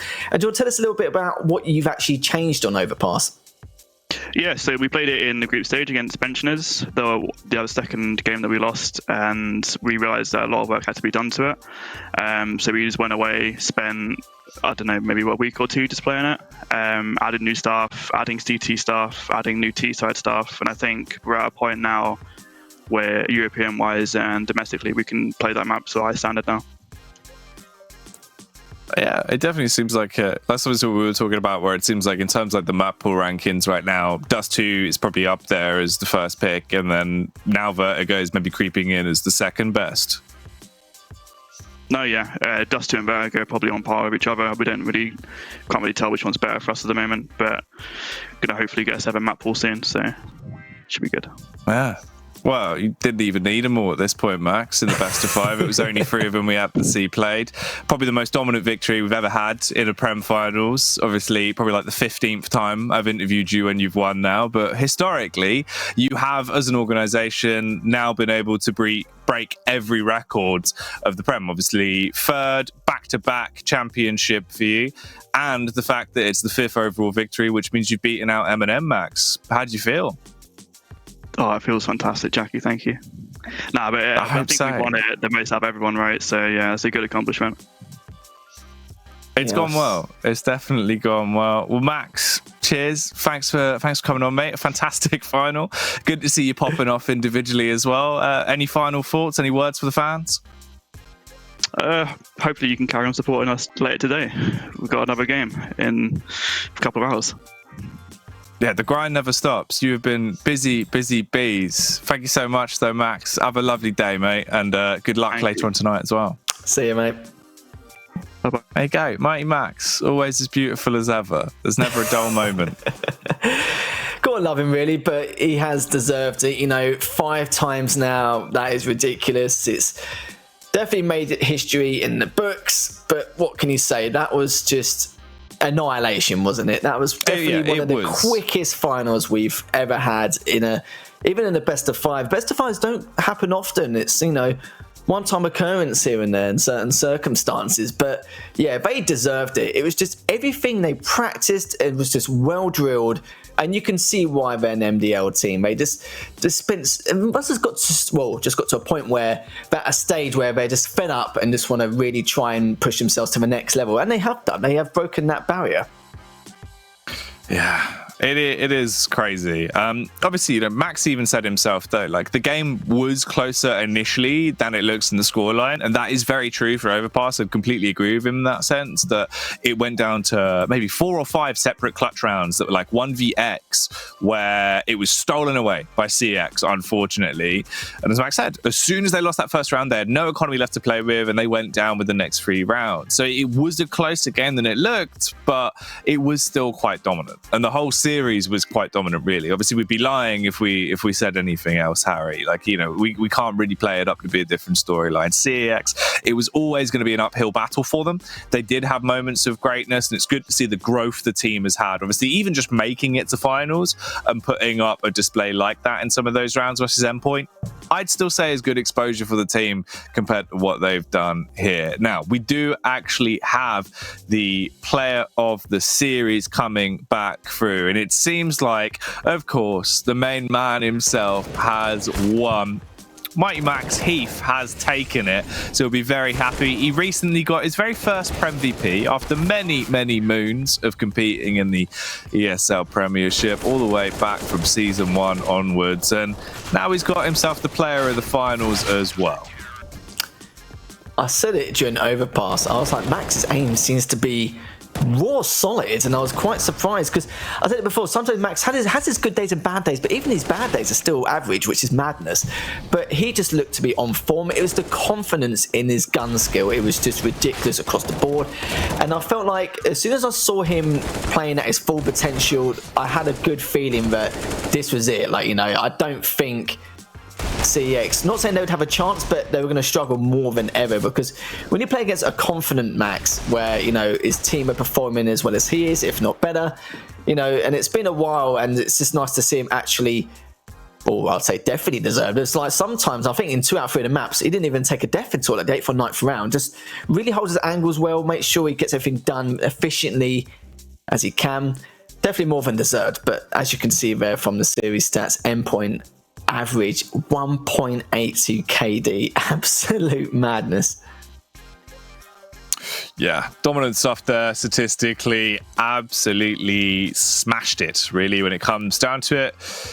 It's quite clearly revealed, obviously just backed up by the numbers and the gameplay that we saw on the server, Harry. Endpoint must be landed right now after a victory like that. Obviously, we heard it from Max. You can only imagine that resonates through the rest of the squad, as all of them had their highlight moments. Obviously, it wasn't just the main man, Mighty Max. We saw greatness from Thomas, Robin, Crucial. All of them were popping off when they needed to and being able to drag that one over the finish line to round it out. So Real was coming in in there with those show-stopping rounds. Some of the spray downs he was getting, some of the connections were absolutely disgusting. And it just goes to show how strong this team has gotten. Every single one of these players have that star quality. That's the main thing. There's no weak links. There's nothing really holding them back in any way, shape or form. And that's the annoying thing with some teams sometimes. If you've got that one person or two people who maybe don't come on enough to practice or maybe haven't hit the skill mark which they'd like to compared to everyone else, it can cause arguments and it can cause problems. But every single one of them have obviously got to a stage where, you know, they're kind of fed up with all that and they really want to try and progress themselves further. Like I said earlier, they're 38th on HLTV. And even then, I think they can go further. From what I've just seen just there, it's very clean cut. And if that team sticks together for a while, then, you know, the other Prem teams, hopefully it will push them to maybe go that little bit further, the extra distance, you could say. Yeah, maybe it can. Maybe this will be a little bit of a light lit under the fire of a few different people. But that is it in terms of this Raging Inferno, Harry. We are done and dusted. We have crowned our champion in record time. And the only other thing to do, of course, is to thank the sponsors that made all of this possible for this fantastic spring season. Of course, that's Intel, AOC Gaming, Stakester, Razer, and Parsec that have aided us on this journey the whole way through. It's been a pretty damn fantastic day. It's been a quick one as well, definitely rather rapid. Any final thoughts, Harry, before we round it up? Good series, shows Endpoint is showing their dominance as always, and I think that was clear cut beyond the rest. But it's always a pleasure casting CS with you. Always a pleasure, never a chore. No, it is, mate. It's always lovely being around you and getting to speak to my boy Max. But we are done. That is it. I hope you've enjoyed the show. This has been the speed run of a Premiership finals. We will see you next time. But thank you for watching.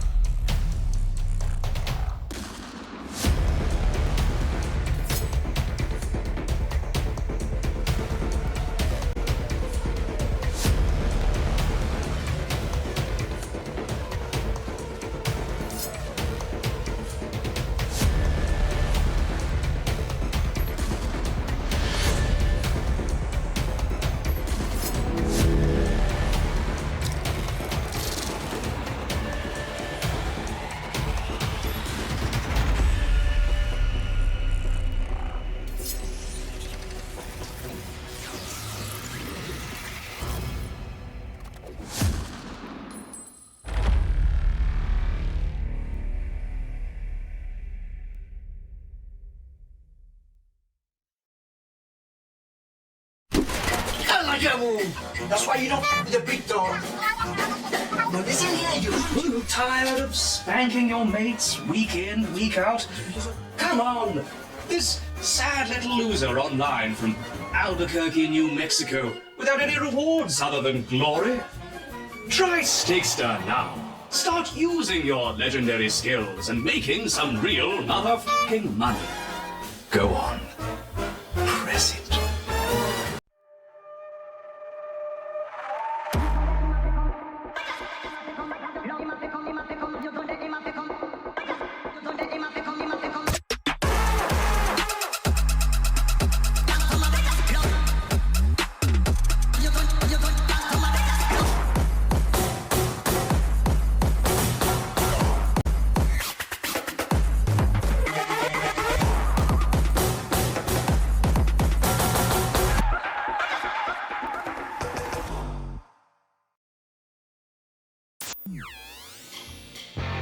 Parsec lets you play your entire library of games on any device, anywhere, with anyone, at any time. It's easy. Install Parsec and boom, your PC game library is at your fingertips. Are you bored playing solo? Share a link with anyone and go multiplayer. No friends online?